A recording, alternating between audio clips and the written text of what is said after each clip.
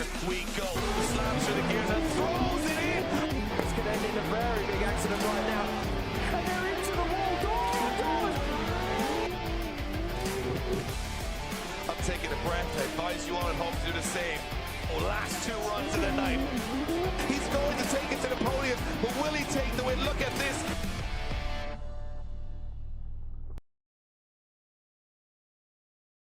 Ladies and gentlemen, welcome to round 2 of the Drift Masters Virtual Championship, and welcome along to one of the craziest online championships out there at the moment. We are hot off the heels of round 1, which was an incredible event. My name is Dave Egan. I'm joined by my colleague Ian Waddington. Ian, we had a spectacular round 1 on an aircraft carrier of all places. Lots of thrills, lots of spills, and it was a familiar face on top step of the podium. Reese Tatterson, who won last year. Shocker already, he didn't even qualify for round 2. Remember, there's 120 drivers gaming for that 32 spot in the battles, which you're about to watch from here on out. It shows just how competitive this championship is. Yeah, it certainly is, Dave. And yeah, like you say, round 1, we see Reese Tatterson undefeated, come back, take that state, tell everyone exactly why he's here and how he means business. But today, we just sat there a minute ago off this live stream looking through the battle sheet, top 32. No Reese Tatterson. I'd like to know what happened. Is he having a bad day? This is a championship. Like you explained to me a minute ago, Dave, he has to clear up. He has to get to that final and win it to get that ultimate prize. Yeah, that ultimate prize is, do you get to go drive a Drift Masters car? No, not cool enough. We did that last year. You get to drive a Drift Masters car in Drift Masters. You get to compete at the final round of the championship in Poland. How crazy is that? To go from your bedroom and your simulator to be lining up with the best drivers in the game. Well, that's what's at stake for all of these drivers from all across the world. We have got like over 40 countries represented in this championship. So we could see someone from Barbados, someone from China, someone from Australia come and take that step up to the top of the leaderboard and get into that real world situation of driving a Drift Masters. How crazy will that be? I can't wait to see how it all plays out. I want to thank all of our partners here, especially our title partner, Link Engine Management. Of course, Link Engine Management, they know a lot about technicality. They know a lot about keeping your car on track in the real world. And Ian, those guys have been pushing this sport and the real sport as far as possible this year. What I want to see this time around, though, is what crazy track have these crazy judges given us? Because if an aircraft carrier wasn't unusual enough, they're promising us something even more spectacular this time around. And I believe it's going to be a toge road in the mountains. Have you ever seen a track like this in competition? Well, that's the beauty of the virtual world, Ian. You can make up everything you want. Yeah, you certainly can, Dave. And as you can see on your screen right now, exactly what our drivers tonight have got to face through top 32 to get to that final spot to be declared the winner. Clip 1, clip 2, clip 3, 4, and 5, and the finish line. It looks pretty simple. It looks almost like a straight line. Those long, slow curves, though, those late rear clipping points are going to be very, very difficult to get to. And as you can see, decel zones, only one right on clip 1. So that means they're going to allow you to use the handbrake or the foot brake to settle the car, set it up for outside zone 1. And then that's it. Full throttle, Dave, all the way down that toge road across the finish line. I foresee some incidents. And as we were saying just before we went live, Ian, we like crashes because in the virtual world, crashes don't cost a fortune. But we like to see the action. We like to see guys getting close. We like to see that limit being pushed. But how close to the limit can you go on a downhill or uphill toge section? Well, we're about to find out tonight. Definitely a different challenge. I mean, a lot of these guys will have practiced real world tracks and, they've been, following the real world drivers for a very long time. Now they're in unknown territory. They're in a track that is completely created for this purpose. And I'm excited to see how they get on. As you guys can see, it was Alan Hines, a familiar face, topping qualifying. A little bit of an off-form exit in the top 16 or top 32, if I remember correctly, at round 1. But with Reese Tatterson now bowing out of competition early on, Hines has a chance here to climb back up the leaderboard. There's plenty of familiar faces from round 1 and new stars, including Drift Masters driver Adam Zalewski joining the grid for round 2. We're looking forward to see how he gets on in the virtual world. And a lot of these guys, I think, Ian, are going to have a little bit of nerves on their shoulder because what the judges have said to me is, one small error on this track, and that's it. You're crashing and you're going home, which we like, the fans like, the drivers are going to be a little bit nervous about.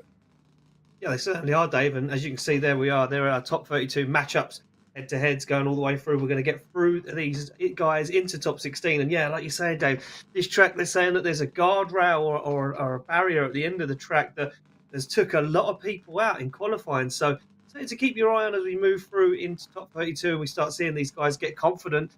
For me, these guys, they built up that confidence really quickly at round one. Can they do the same thing again? Can they get into that zone? Can they get dialed and start chipping away at these names and working their way through competition?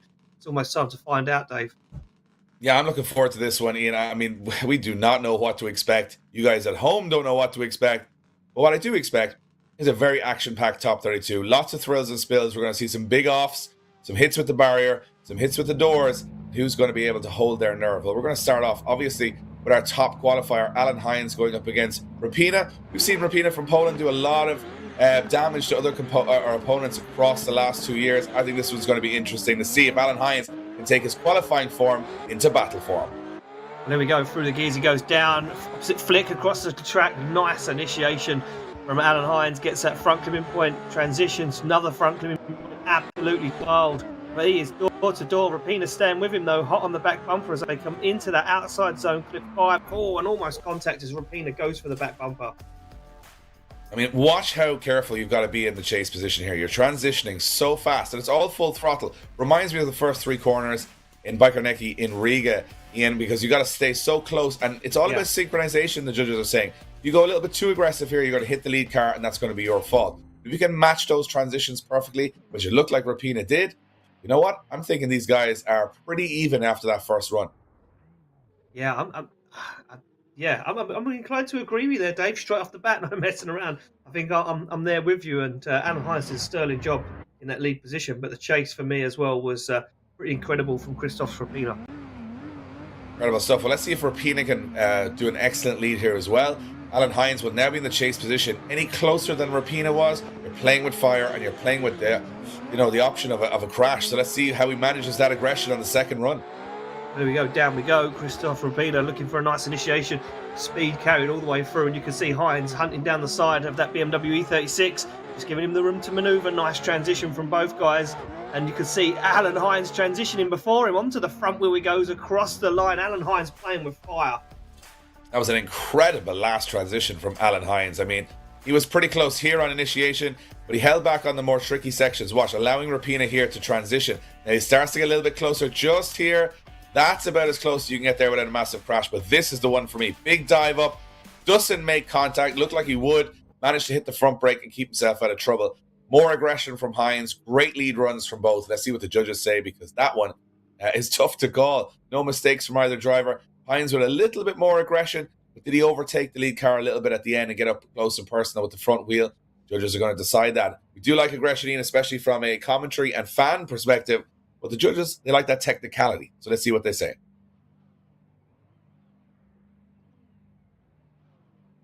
Well, we're obviously having a little bit of deliberation here. Tough call here, Dave, for those guys, and not as easy as what we would have maybe have put it down to. For me, it was Alan Hines.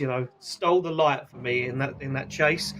Do the judges see it that way? Like you say, they're looking for that smoothness rather than the technicality. Deliberation's going on. Here we go. It goes with Alan Hines, David, and Carl. We got 3 votes for Alan Hines, putting him very much into the top 16. I think that's well deserved. I think a bit of risk reward there, Ian, at the end. Made the big dive. I think we want to see it, but the judges also want to see that little bit of risk. Very fast course, over in the blink of an eye. You got to get a lot of work done instantaneously. And of course, when you come across that finish line, there's no do-over. So here we go on to the second heat. It's going to be Gardner going up against Fire. Now, I like the name Fire, especially, this is what we want. He's in that IS2 300, it looks like to me. Going up against that big Infinity would work so well at round 1. Let's see if Brandon Gardner can continue that form. Here we go. Yeah, here we go. Look at this. Brandon Gardner hot off the gate, straight down he goes. Jordan Fire looking for the side of that Infinity. Finds it. Nice initiation. Almost too far into it. See how the judges count that one. That big Infinity hard to transition. Nicely jumped on. Oh, but Jordan Fire there making a mistake. Had to hit the foot brake to avoid contact on the transition. Down the hill he goes on the back bumper. It looked like to me like Jordan he was really close, probably a little bit of contact there. And then just when they transition back, watch it, gets a little bit close, makes a bit too much of an aggressive dive, goes too early. That is an error in my bookie, and I think he went a little bit too early, made contact. Lucky he didn't collect both cars across the finish line. Yeah, exactly. That Dave could have made some contact and put both guys off onto the virtual grass. Don't want to wreck that virtual grass, Ian. I noticed in the background, Dave, there's some virtual cactuses as well. Virtual Not good. cactuses. Yeah, You know my favorite. And again, we've got the lollipop men back out. They are just unbelievable. They just do not wince. Cars coming inches from them. Never seem to wince in this championship whatsoever. Very, very dedicated workers, those lollipop men. As they head back up to the start line. A little reset there, it looked like to me, from Gardner. I'm not sure changing some settings or having an issue, but all good. Very stern-looking man on the left-hand side of the Red Bull start line there, saying, I'll have a look at things here and see if everything's okay. And on the Gardner and Fry, there's a little bit of a step back. Look at Gardner going a little bit late here, trying to get a big run off the start line. Might work for him here. Here we go, second run. Who's going to take this one home? Yeah, Gardner going for a depth-defying initiation there. He was a long way away. Used that momentum to build up speed to get onto the back bumper of Jordan Fire's IS200. Nice transition back, a little bit of separation. Goes for an early transition, though, does Brandon Gardner. Can he get up into the doors? Just a little bit of separation there. Not as close as what we'd like to have seen, Dave. I know, but I mean, for me, I'm going to have a look at that error from Fire. He was a little bit too close. I like the transition from Gardner through these two sections, and I think he's played the safer game. I mean, he wasn't as close but he was pretty close. I mean, I know we say as close, as these are very close runs, but I don't know. I think that mistake, that little bump on the first run, might be the nail in the coffin. I want to thank RentADriftCar.com, VALINO tires, Budmat, LIQUI, SD suspension, and Bimerg. Those guys, supporting this championship, supporting it in the real world and in the virtual world, and it wouldn't be possible without them. So thank you to those guys. See if the judges have a decision. We have a second competitor into our top 16. Here we go. Boats dropping in, and it looks like it's going to be Gardner taking the win, going through to the top 16. No surprise there, Ian. I think that mistake from Jordan Fire, enough at this level, especially when you're in the top 32 out of 120 drivers, it's enough to knock you out. Yeah, exactly that. There we go. Back to the start line we go. It's going to be Tazemsky to take on Abramov. Two guys we see at round one, not making it through, not getting high enough in competition.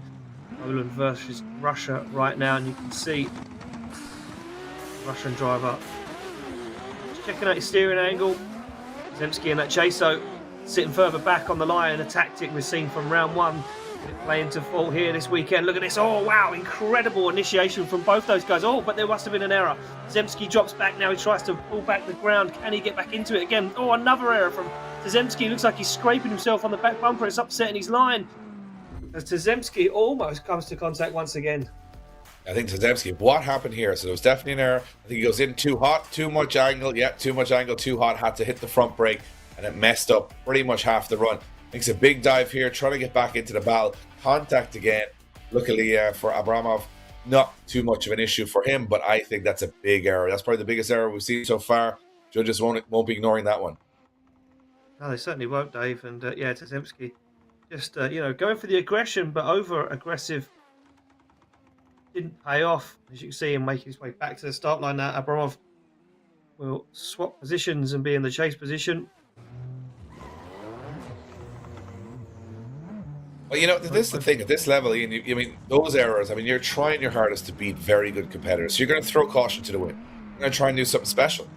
But unfortunately, if it doesn't work out like it did for Tazemsky, he's left himself at a big deficit here. Abramov can play this pretty safe, and I think he's going to take the win. But watch guys throw it away the second run as well. So let's see what happens. Yeah, so here we go. Abramov now. Is he going to make the same mistake, or is he going to play it safe, just like Gardner did in the previous battle? And I think he's going to do that, Dave. I think he's going to keep it safe. Lets Tazemsky make those transitions, just keeps himself close enough to keep himself in the fight, and doesn't overcook it. And you know what? Very good driving there from Abramov. Played the game very, very carefully. Yeah, I think that's a very calculated and professional performance, Ian, as we would call it. Knowing how much you need to do, and no more than that to win. And I think he knows the mistakes were made on the other side from Tazemsky. Abramov can now sit back and go, okay, if I just do a clean chase here, I'm going to get myself in the top 16, and I can't see the judges seeing it any other way. Although we have been surprised in the past, because Ian and I are just mere commentators. We are not the technical observers. We don't have the digital brains that the judges have, but it is going to be Abramov, the Russian, going through to the top 16, as we predicted. And unfortunately for Tazemsky, bows out early. Very strong performance at round one. Does qualify for round two, which is an achievement in itself, Ian, when you think about it, because it's, you've got a 1 in 4 chance of getting into the battles, but you got to make it happen when it counts. And unfortunately, he will bow out of competition. Our next two competitors will line up onto the start line, that big Red Bull start line. And we are waiting on the next two competitors. You know what I'm seeing so far, Ian? Risk reward again. Going that little bit too close. Yeah. It works for Alan Hines. It doesn't work for Tazemsky. That's what this is all going to come down to. How hard do you push? How close do you go? And you can't leave the driver too much room because you know he's going to chew you up on the return leg. So let's see what happens now as we have our favorite driver, Wong Fu, is in, which is a very long name, from Thailand. And he is taking on Hatcher from Canada. And here we go. Hatcher in that RX-7. And there's going to be Hong Rufus in the S15. And here we go. Hot and heavy from the start. Oh, the Thai driver taking a big attack here. A little bit of rubbing and racing as they come towards the finish line. And another very close run in. Yeah, very, very close run there. For me, I think for Wissin, just making a few too many errors there. Dunlop just firing that car. Look at that transition on the initiation across the track. He made a weird dive. The car kind of gripped up, drove straight at Stephen Hatcher's Mazda RX-7. It's a done though. Hatcher in front doesn't get deterred. On the transition back, you can see on Wissin, just you know, I don't know, not really there, Dave. Not really making moves. Shallow angle, not really into it from what we've seen so far. As we would say in the commentary world, he's left the door open for a return of Hatcher, and Hatcher can say, look, if Hatcher can get in the door here, if he can get close to that run, it looks like, you know, he's got the ability and he's got the machinery. So can he get close across this run? That's all he's got to do. Stay close, and Wong Fu is in. He's got to do a good lead here, and the better the lead he does, the more of an opportunity he gives Hatcher. So let's see what happens. Yeah, let's see what he can do. Watt now to fire it in. The Thai driver to lead out the Canadian. What can he do? Oh, and the Canadian driver, Stephen Hatcher, is right there with him, right on the rear bumper at S15. Oh, makes a weird error, though. Fires on a lot of angle, though, does a Thai driver. As Watt fires that car into outside zone 5. Hatcher just outside of that zone, onto the rear quarter and across the line. That was a scrappy battle between both those, Dave. Yeah, a couple of mistakes on both sides. It looked to me like the lead was a very big angle, but not moving at any real pace. And then we switch it back here. I think there's too much angle here on the transition. And as we come into the final section, you know, it was okay. Pretty good lead, pretty good chase, but maybe Stephen Hatcher doing enough. Not sure, though. That's a couple of errors in the chase position for Hatcher there as well. Yeah, be interested to see what way the judges score this. Will they separate the runs, lead to lead, chase to chase? For me, Stephen Hatcher looks like the worthiest driver to go through top 16. But like you say, Dave, what do we know? I am normally right in the real world situation. That is a massive overstatement, Ian. So much of it a massive overstatement that we are completely wrong. And it is going to be the Taiwanese driver, Tong Fuwasin, who goes through to the top 16. That chase run from Stephen Hatcher, not good enough. No. So there you have it. I mean, we do say we are mere commentators, and the best thing is we cover ourselves at all opportunities with that phrase, and we get it wrong just as much as you guys do. People that don't get it wrong are those judges who've been watching over 240 runs of qualifying. They know how this track works best. And now we are going to take a very small commercial break. We're back with more action from the top 32 at round 2 of the Drift Masters Virtual Championship after this.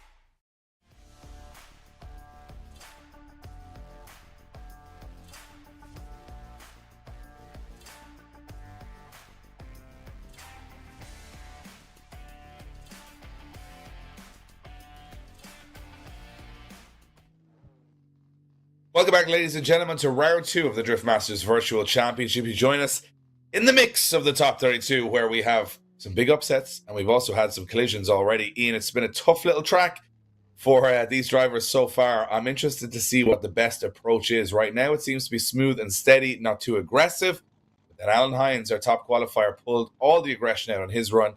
It's hard to say which way this one's going to go. Yeah, I think it's taken a little bit of time to kind of feel out the right way to approach this track. We've seen over-aggression. We've seen drivers not being aggressive enough. I don't know. I haven't worked it out yet. Alan Hines, for me, sealed the deal in his first run. But look, we've got another battle coming up, Dave. It's going to be Craig Fulham to take on Selazi. Here we go, straight out the gate.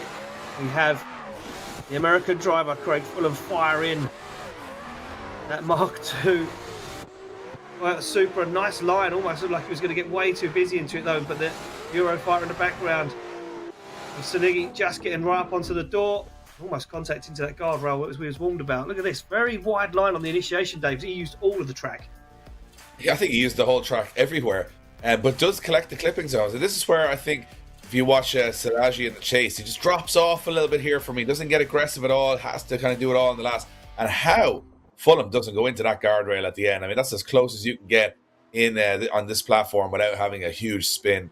And that was impressive stuff. Looks very comfortable here, Craig Fulham. We've watched some big results from him last year in the 2021, the inaugural Drift Masters Virtual Championship. Did very well in that championship. Was driving an RX-8 chassis, if I believe. Now he's switched over to this Mark II Supra. Working for him so far. I think Selazi had some work to do now in this lead position. He's got to be pretty special here. Yeah, he certainly has, Dave. He's going to have to put it all out the bag. But did you notice how shallow of an angle Fulham was running in that lead position? He played foul to that in the chase. Now let's see how he gets on. No use of all that track for Selazi as he fires in, gets the rear wheels over that zone. Nicely set up for that inside coming point, flat to the floor. And you can see now Fulham wanders in front of the front wheel of that Eurofighter. Can he get up onto the door? He's going to go for an aggressive one, almost backs it into the guardrail. How did he save that? I think if that was the real world, Fulham would have been very, very shaken man by the end of those 2 runs. He just about got away with it. Much more aggressive transitions. That's what I'm noting. A little bit of hesitation from Fulham in some of them, but he's much more aggressive in the transitions throughout. But how he doesn't go into that last one, and that finish line couldn't come quick enough for him as he was heading back across the track on the wrong angle. But the judges are going to have a look at that. I think you got a little bit more consistency from Selazi, and I think you've got definitely more aggression in terms of wall running and chasing from Craig Fulham. Will that aggression be rewarded? Well, we'll see what the judges say. I enjoyed it anyway. That's the most important thing. I thought Fulham was pretty exciting to watch on both runs. I do like to see these guys push to the absolute limits. And again, the consequences are not so high in the virtual world in terms of, cosmetic damage or mechanical damage. So why not push the boundary a little bit? But again, from a judging perspective, it's exactly the same. So here we go. Judges are going to drop in. It is going to be Craig Fulham from the USA getting the win. No surprise there. Much more aggression. Selazi will have to have a little rethink for round 3. But how to maybe dial up that aggression a little bit. Yeah, certainly so, Dave. And there we go. The American driver moves through into the top 16. And we start moving our way back to the start line where we see our next pair of contenders. And it will be, from what we can understand, Dave, Adam Zalewski to take on Jurkus. And it is the real-life Adam Zalewski, Dave. There you go. And he's in a BMW, I think, 2 Series, if I'm not mistaken, maybe a Eurofighter. He's going up against the GT86. Oh, Adam Zalewski, sorry, he's in the GT86, the Drift Masters one, obviously. It makes no sense why he wouldn't be. And he goes up against Jurkus in the E92. Oh, a little bit of a drop-off from Adam Zalewski, getting a little bit too wide in the chase, having to dive back in again. But and a bit of a mistake. Adam Zalewski straightening up across the finish line. And I was just about to say, sort of an aggressive run, but a lot of mistakes. Watch this. Initiates in and gets a little bit too close, hits the front brake. Everything's looking good at this point. Washes wide for some reason, really wide, then tries to dive in very late, but straightens up and makes contact. Oh, it's 10-0 for me. Yeah, I would not agree there, Dave. It was very scrappy from Zalewski, a lot of mistakes. That huge amount of straightening across the line only equals a 0 for Zalewski. So Jurkus looking to take this one home if he could just put in a clean chase run of his own, not get too over aggressive.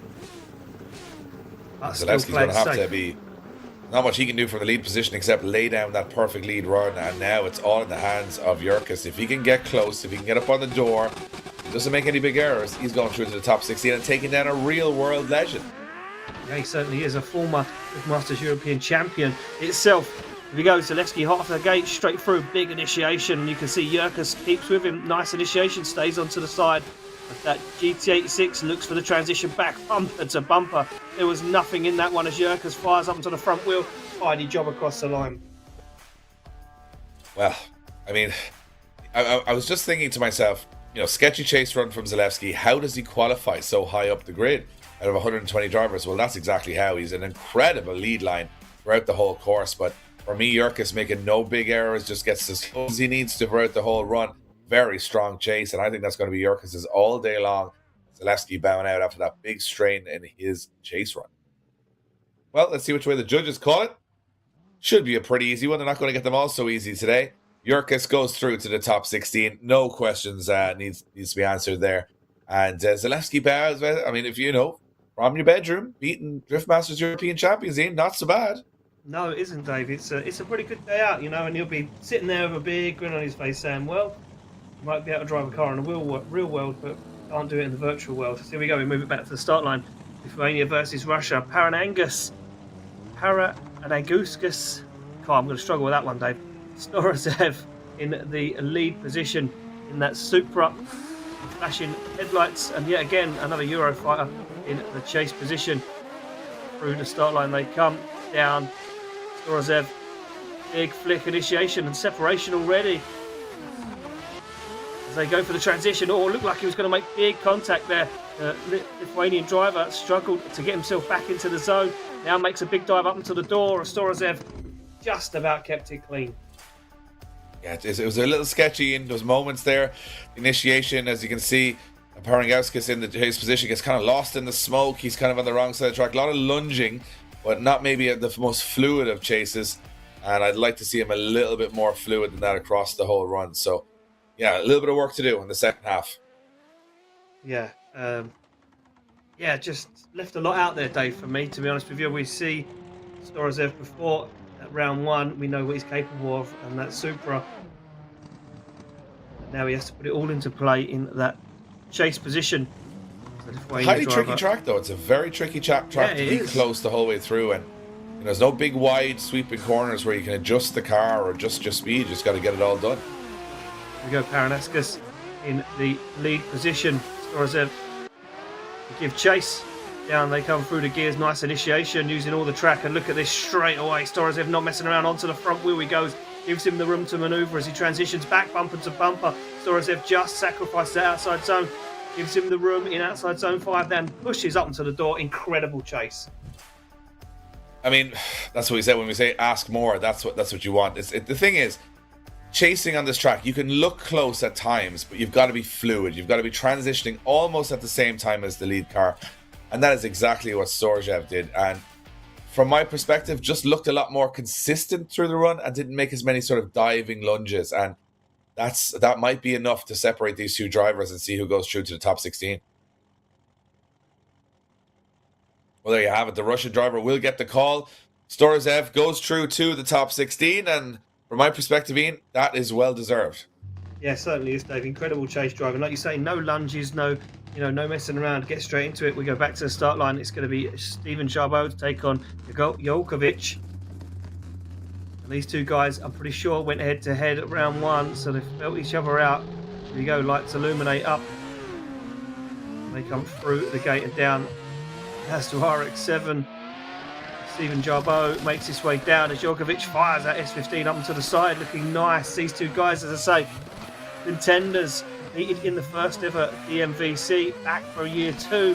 Look at the smooth transitions of Yokovich as he gets himself worked right on the door of Stephen Chabot's FD. Incredible stuff. And in another world, it might have been Vin Diesel and Kawabata battling on a Toge road, because very similar setups and liveries. Yokovich doing a great job in the chase run, but I've got to give it up to Jarbo. His lead run was pretty special, got everything done right at the end though. How much closer can you be? And I think that's maximum points for the chase run there. I don't know there's much more you could do. You obviously have to have a good lead run to have a good chase run. So hats off there to the lead driver. But I just feel as we get through this competition how difficult it's going to be to separate these guys, and really how far do you have to push before it's an accident. And that's I think that's what it's really going to come down to. So we're going to see some good guys make some big mistakes, because you might get to a couple of stalemate situations later on where drivers are just so nailing that course. So it's now up to Jarbo. Can he catch up on Yokovich on this run? He's going to try his very, very best in that RX-7 to get on the door from the off. You go through the gate, down they come, in through the gears, opposite flick initiation. Look at that, Yokovich trying to put some distance between himself and the American. He puts foot flat to the floor, and you can see Stephen Jabot struggling to get up onto the side. Just giving him the room to manoeuvre now. Can he make the dive? Gets close on the rear quarter, but right at the last moment. Nice chase run, I have to say, but you know, on initiation, plays it a little safe for me. Doesn't make a big dive there. Sort of feels his way into the battle as it goes. Not a lot of proximity until we get to that last corner. And is that enough for the judges? And even at that, it's not super close. A safe chase run from Jarbo. I don't know if a safe run is enough to win, to get all the marbles around here. And I think you have to risk it for a biscuit a little bit. And I'm not sure if he did there. I think he might have played a little safe game. And there you have it. That's exactly what happens. It's the Belarus driver Yokovich going through to the top 16. No questions asked. Jarbo, who's usually very aggressive, a little bit too tentative in his chase run, knocks him out of the competition. So, moving along our top 32 grid, guys, we are having a blast here on the Toge roads of unknown location. We're going to find a winner of round 2 of the Drift Masters Virtual Championship. Don't go anywhere. We're back after this.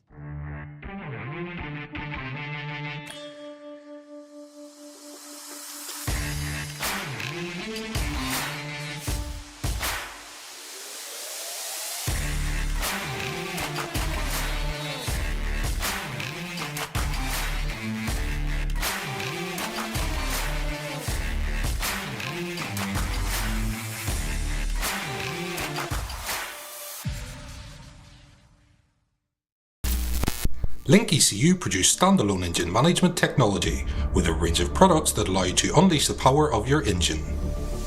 Renowned for quality, reliability and value, our easily installed ECUs come with numerous motorsport and engine protection features, giving complete control of your engine's power and performance.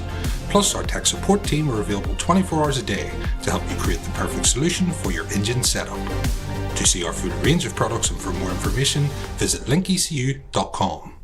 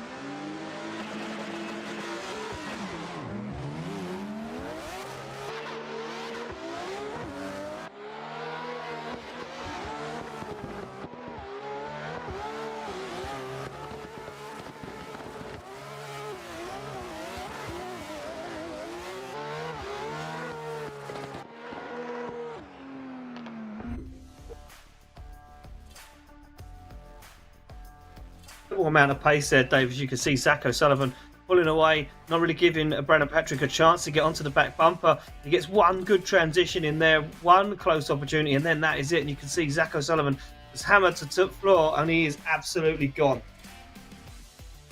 Absolutely. I mean, for Patrick's sake, he had to get into the battle. It looked to me like he was probably carrying a little too much angle for the chase position, just not dialing back a little bit of that angle to try and gain some ground. It was a strange tactic. Okay, in your lead run, but in your chase, you got to kind of move with the lead car. You got to adapt your line. He looked good from the start, but ever since that first transition, just wasn't in the fight. Now we'll see if Zach O'Sullivan can get into the fight, get up close and personal with that Ferrari 599, and put another name into the top 16 and see what happens. And that Mark IV Super do it.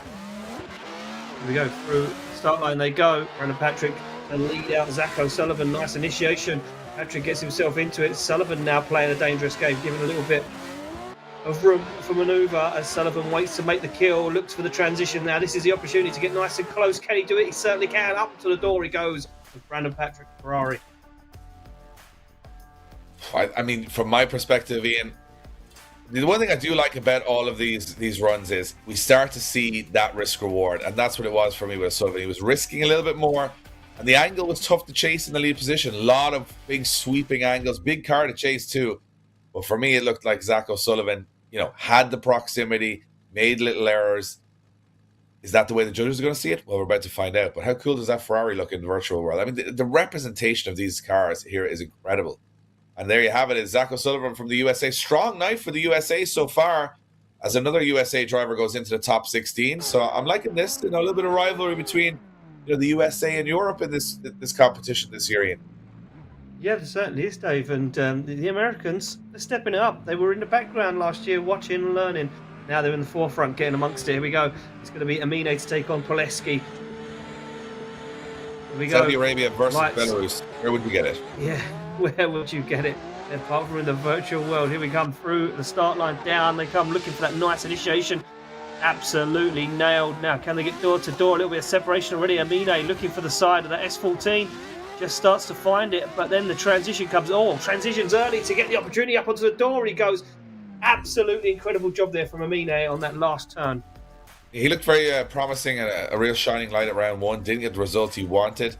But Amino in this, I mean, he does lose a little bit of ground at the start, but just in the middle of the track, when he starts getting those transitions perfectly synced to Poleski's car, it looks absolutely fantastic. Did a good job in the second half of the course, left a little bit on the table for the first. Poleski's going to be looking at that saying, well, I got to be on the door the whole way through to beat this guy. Not much option other than that. I expect to see Poleski go very hard, from the off here. He has to go from the first corner. Can't mess about, can't say, I'm going to see how the rest of the run pans out. He's got to be aggressive from the off, and we've often seen some collisions because of that. And I think Poleski knows that. Look, lining his car up a little bit back, making sure he gets that run off the start line. And Amino's going to have to put in a very sensational lead, strike home his argument for Victor. But I think it's going to be Poleski now, the one to watch in the chase. He's got to get close. He certainly has, and here we go. Look at this. Amino absolutely sideways before the initiation, and Poleski was looking for it. Can he keep the pace up, though? Very fast as Amino as they come down through that front clipping point, and Poleski is right there, right with him. Oh, he shallows up the angle, almost makes contact, just about holds onto it, but sticks it to the door across the line. Very good battle. That's that aggression I spoke about from the off. You can see it here from the first corner. And he does a wise decision, staying wide, not impeding the lead car. Look at this transition. I mean, that is, chalk and cheese from the first run. And look, from my perspective, those couple of transitions, that was the risk the judges wanted. He did exactly what the judges wanted, and he pulled it off. So he's going to have to be rewarded for that because he went for it. I'm not sure Amino could have, Amino had a technically sound first and second run. But are we going to take it away from Poleski on that chase run? We are not. And Ed, David, and Carl all say Poleski going through to the top 16. No arguments from me there. I'd love to see a little bit of aggression. Gets the blood racing, the blood boiling even, and the heart racing. If your blood was racing, that would be enough. Big problem. So we move on to Mukashenko. This was the guy, Mukashenko. First round, nobody could take him down. And Goonan, these two guys, these are guys that have proven themselves at round one, come back at round two, and that one's going to be going home, and one's going to top 16. Let's see what happens. Wow, look at the aggression on the back bumper already in that S14A as Goonan sticks it to Mukashenko. Mukashenko was the man Everybody wanted to take down at round 1, and now Goonan is getting his opportunity. Big dive onto the front wheel. He goes, bit of separation, come across the line. Mukashenko once again looking incredibly strong. Great stuff. Do you know what? A very good lead and chase run there. I couldn't take too much away from either of these guys because they were sensational. Goonan doing a good job in the chase. You know, his angle is not 100%. He's sacrificing a little bit at that angle just so he can get as close as he can. But from my perspective, no major mistakes from either driver. I can't wait to see the second half of this one. I'm actually looking forward to it. Yeah, this will be a very interesting one. We swap them around. Remember, Mukashenko's car incredibly fast. He had the grip and the pace last time to stick it to the door.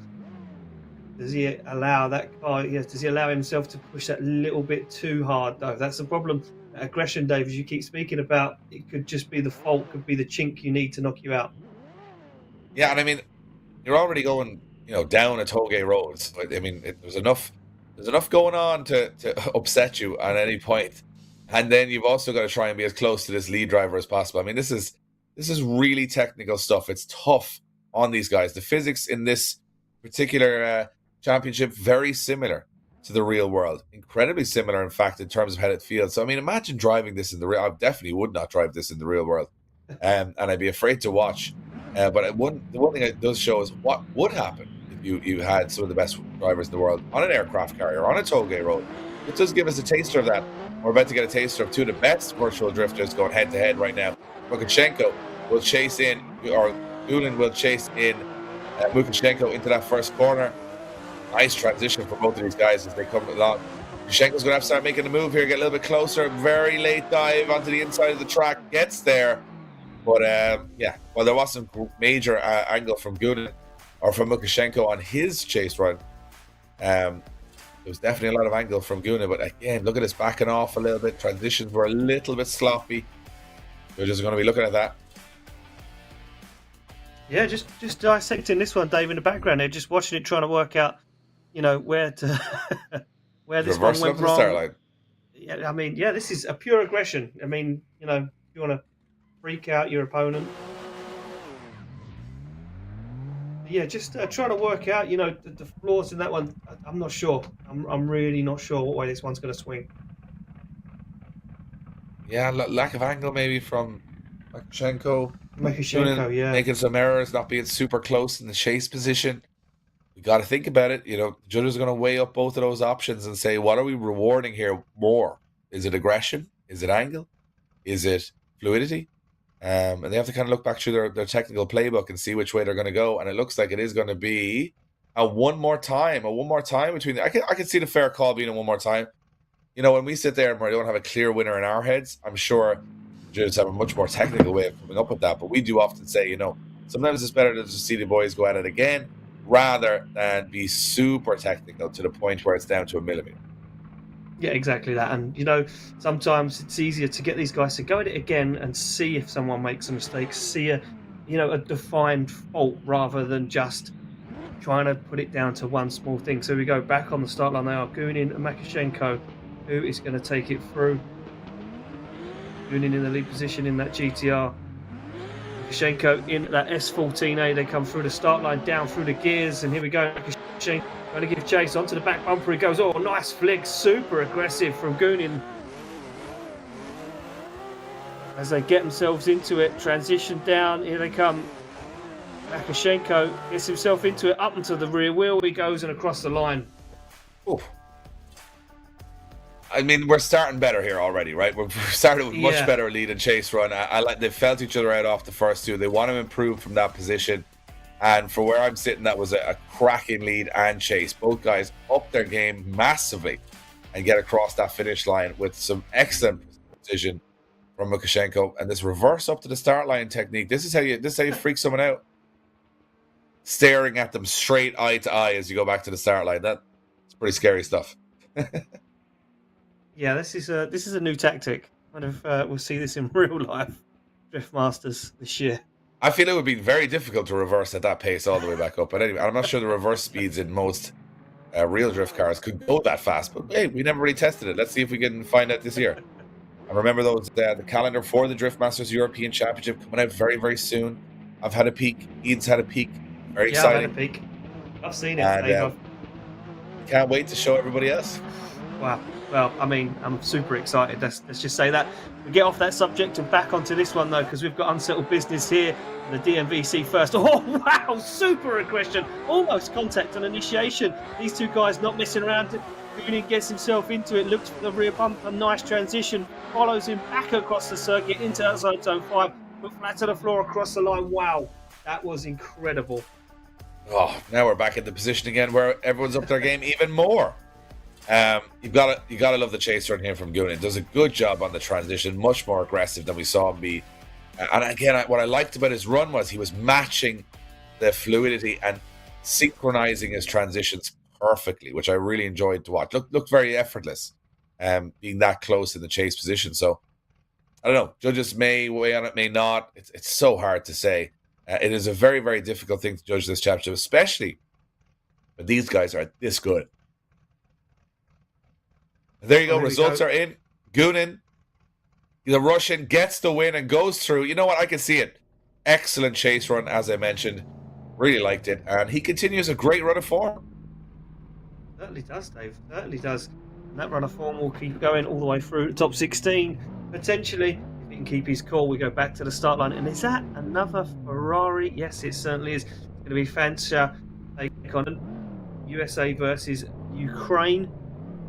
The USA, Dave, coming out swinging tonight. Absolutely. And here we go. Another run. It's been a late car change for Element. And he's into this Ferrari. Almost looks like a GT car in the lead position. Fancher in the chase. American's looking strong all night, but he's not looking so strong now as he loses a lot of ground.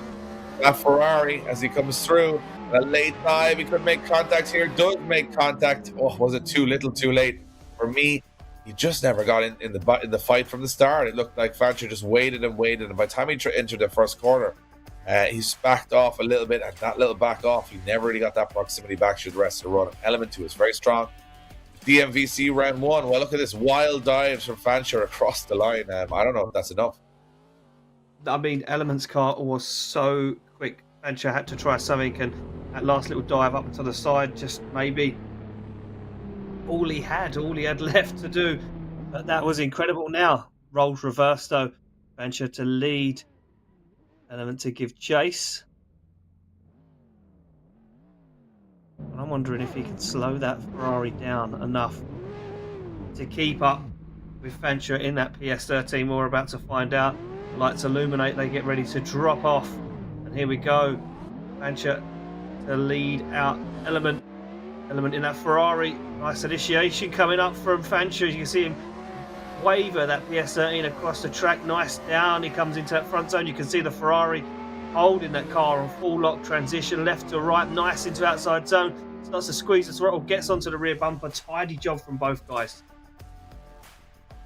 Well, there you have it. I mean, for me, I think Element just showing that bit more aggression over the two runs, getting a little bit closer. And if it comes down to proximity, I mean, that's what we want to see in a chase run, and we just didn't have it from Fancher. I mean, I think Fancher, his lead run was sensational, but maybe just didn't have enough practice in the chase position where it counted. So let's see if the judges agree with my idea on this one. I think this one should be pretty obvious. Yeah, there you have it.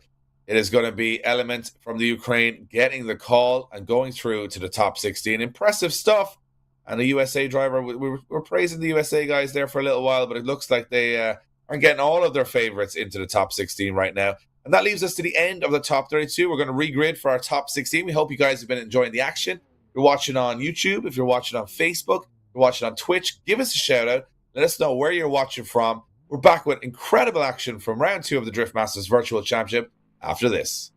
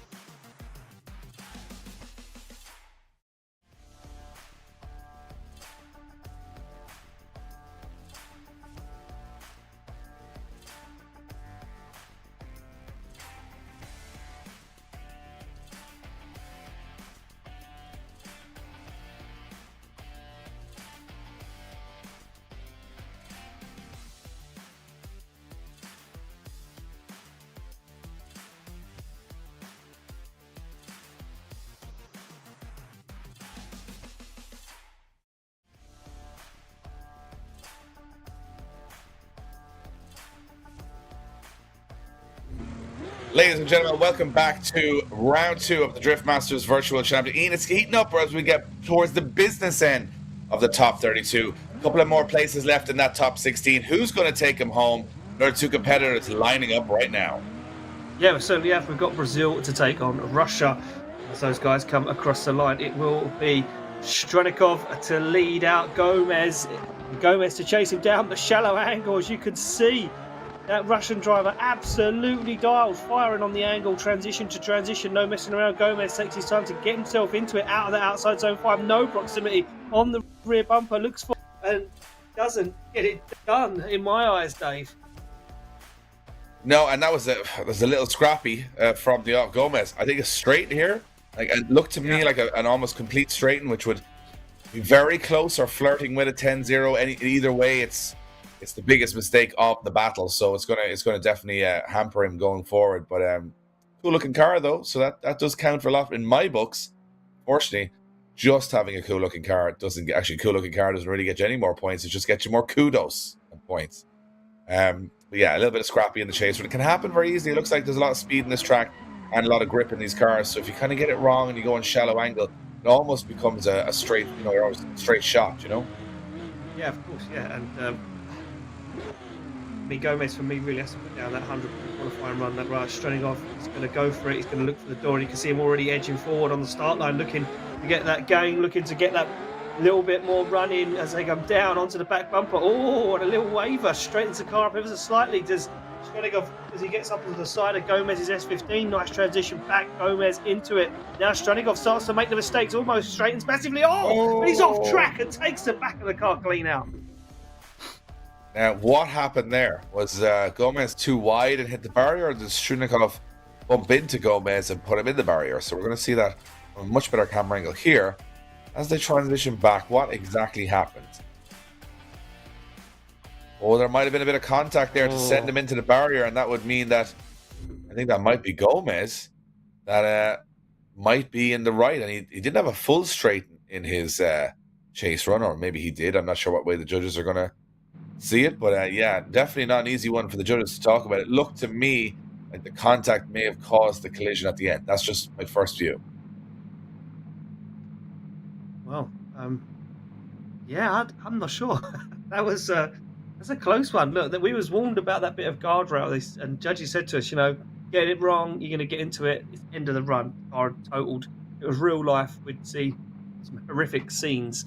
That's the first time we really see it play into light in top 32, and obviously now the judge is having to deliberate who's at fault. Here we go, decisions in. They have it as Stronikov from Russia getting the call, which means that Gomez going into the barrier at the end, his own fault. Now the contact shouldn't have pushed him that wide, and that's the way the judges called it, and that's probably what they've had a look at in practice and in qualifying. And we have another driver going through, another strong Russian contingent going through to the top 16 as well. So a lot of different nationalities lining up, but we'll go back to onto another battle that's very interesting. As you see, Norway go up against Saudi Arabia. It'll be Nordigen going up against Sad. Very strong performance at round 1. Hoping to get a little further this time. So can he get past top 32 stage? Well, we're about to find out as he heads into that lead position. Higher qualifier, Norwegian chasing him in nice and close. Yeah, look at this, Sad, incredible before, but look at that from the Norwegian. Nordigen fires that car across the track, almost takes the back end off of Sad's S14. Sad incredibly close to that barrier. How did he keep that on the track? Exceptional, but exceptional bit of driving from both drivers. This transition from Nordigen, look at that, unbelievable. Like how he doesn't make contact there. He's synchronizing those. He drops a little bit of angle here to stay on the inside, but watch the rear of Sad's car. I mean, he was on that barrier the whole way home across the finish line. Excellent stuff from both drivers. This one very much open, and I'm excited. I'm excited to see which one of these guys. I mean, what do you do more than that? That's the question. I mean, yeah, where do you go from that?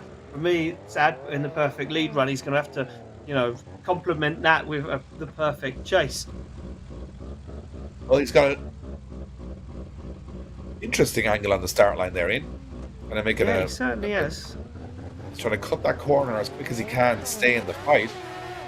It plays out for him. Origin in the lead position. Here we go. Sad in the second play. Oh, look at this from Sad. Really close on initiation there.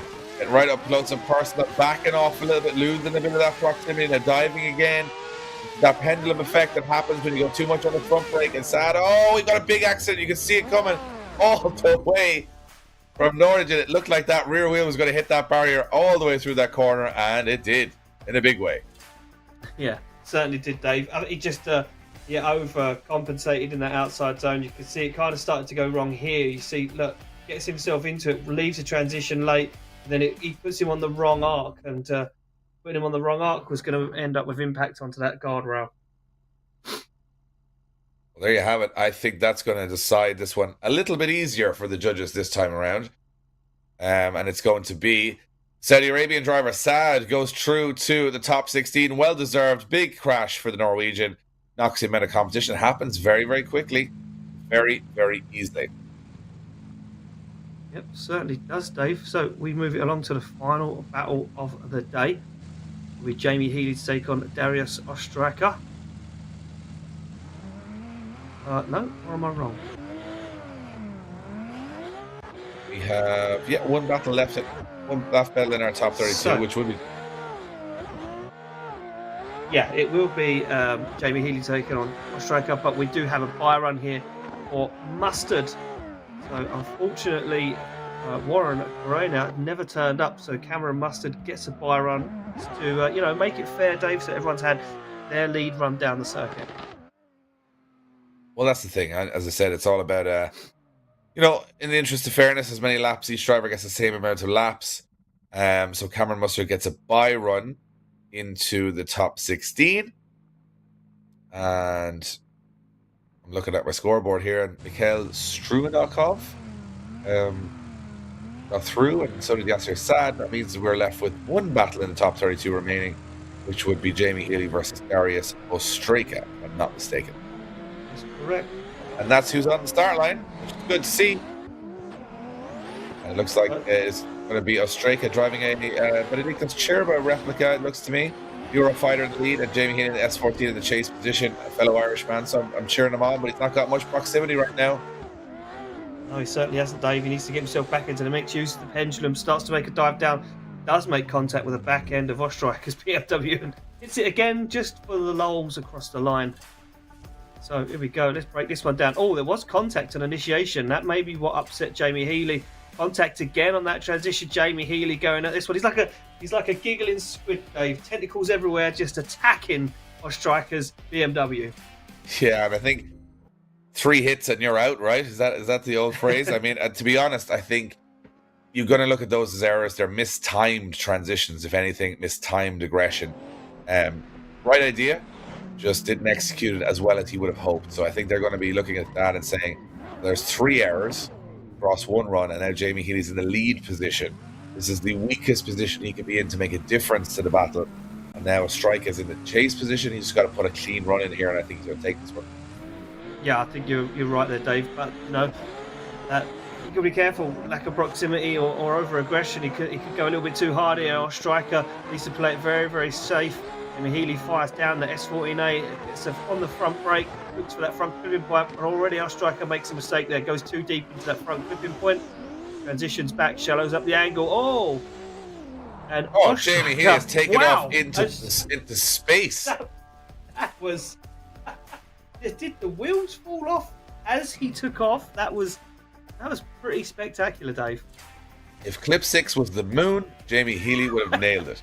But do you think he knows at this point he's lost, and he said, you know what, I'm sending it. Just sending it into the abyss. There you go. I've never... I mean, that is... In our many years, 10 plus years of commentary, Ian, I've never seen a man ramp a car into the forest and the wheels come off. So, that's the thing that the DMVC brings us. It's just these random moments. And I don't think there's any question that Ostracker is going to get the win here. But look at Jamie Healey's back. He's back after his trip to the forest. Wow. Yeah, that was pretty spectacular. I enjoyed that, actually. So we are finished with our top 32. That was an incredibly entertaining way to finish the top 32. The man taking off into space. And fortunately, the space in the top 30 or top 16 will go to Ostracker. That means we have 16 drivers remaining from we started off with 120. An incredible top 16 awaits us all. We're now going to move to a few commercials before we head to the finals. We're back after this.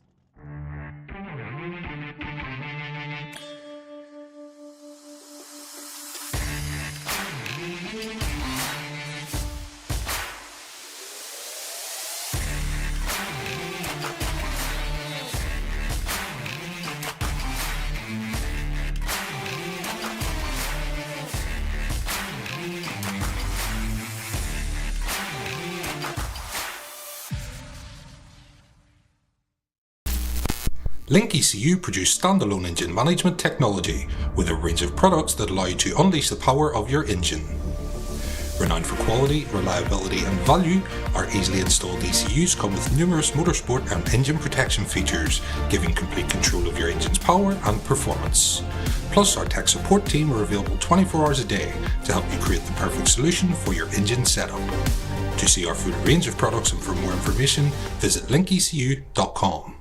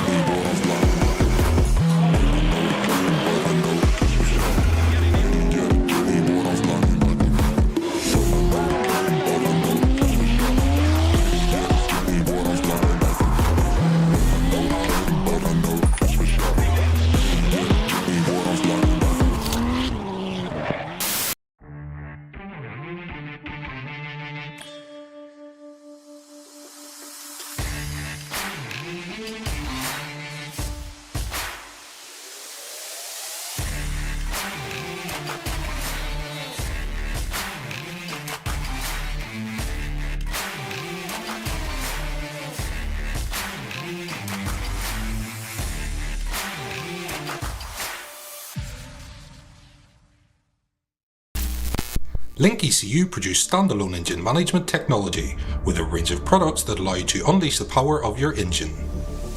Renowned for quality, reliability and value, our easily installed ECUs come with numerous motorsport and engine protection features, giving complete control of your engine's power and performance. Plus, our tech support team are available 24 hours a day to help you create the perfect solution for your engine setup. To see our full range of products and for more information, visit LIQUI.com.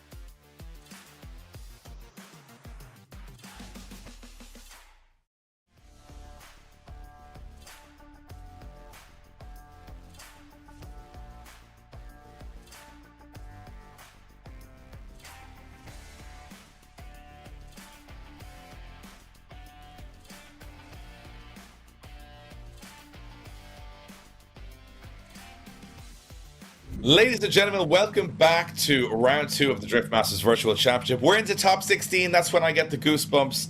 My name is Dave Egan. I'm joined by my colleague Ian Waddington. We're going to be talking you through the action until we find a winner. And will that winner be either of these two, Alan Hines and Gardner? These two guys have looked unstoppable so far in qualifying and battles. Well, one of them is going to be stopped in this. And Alan Hines throwing in hot into that first corner as they fire down this custom Toge circuit. But look at Gardner. Get that perfect lead run to work with and do some nice job in the chase run. But Alan Hines' lead run, absolutely sensational, Ian. Right out to the barriers. That initiation alone was crazy. Well, what a way to kick off top 16, Dave. Look at this from Alan Hines. No messing around. I think he caught Brandon Gardner off guard ever so slightly there. He just couldn't hang with it on the initiation. Alan Hines gets himself right up into the mix. Fast, snappy transitions deep into outside zone 5 across the line. Gardner gets with the back bumper, but you know what? I think the job was already done by Alan Hines at that point. I think that lead, very rarely do we see an impressive lead run where the focus is generally naturally on the chase run because that's the most exciting thing to watch. But when a lead driver can distract your focus away from the chase to the lead, he's done a good job, and that's what Alan Hines did there for me. Gardner, nothing crazy in the chase position, but I would like to see a little bit more angle. But Hines has been known to be over aggressive in the chase. Let's see what happens here. Here we go, Alan Hines to give the chase now as Brandon Gardner fires in that Infinity. Big old car, very wide and heavy. Doesn't make it look that way though as Gardner flicks it into outside zone 4. Wow, look at the transition from Alan Hines though, but gets left. A little bit of separation opens up there as Gardner puts the hammer down. I think Alan Hines frightened himself with that transition. He sort of backed off afterwards. Left a little bit on the table. Watch this very close transition, but he backs off a little bit. I don't think there's contact there. This was perfect. And this was sensational. Big dive. He's been doing that all day. I think the aggression will probably outweigh the proximity across the line. Let's see which way the judges go. Very solid run from Gardner as well in the lead position. Two of the best in the business, and only one can go through to the top 8. Let's see which one gets the call. Well, it's going to be an interesting top 8 for sure, regardless of which way it swings. And the results are in. It looks like it's going to be Alan Hines. One more time, I was about to say unanimous, and then of course, as I went to say it, it wasn't.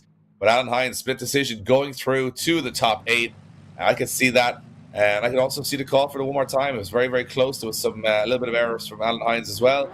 And we are now going to move on to our next top 16 battle, and another 2 heavy hitters heading to the start line, and 2 guys that definitely don't want to be going out at this stage. And that's our favorite, the longest name in the Drift Masters Virtual Championship. It's Wong Fu from Thailand going up against Abramov from Russia. Russia looking very strong so far. If we get the job done here. Yeah, Russians out front leading at the moment as they come down. It will be Abramov that fires in. Oh, look at that from Tanawat. Wong Fu gets himself snatched up on the inside though, has to back out of it. That was a way over calculation. Now he's had to give himself some room to think about the situation. The Russian driver Abramov gets himself across the line. It's getting wild in the top 16.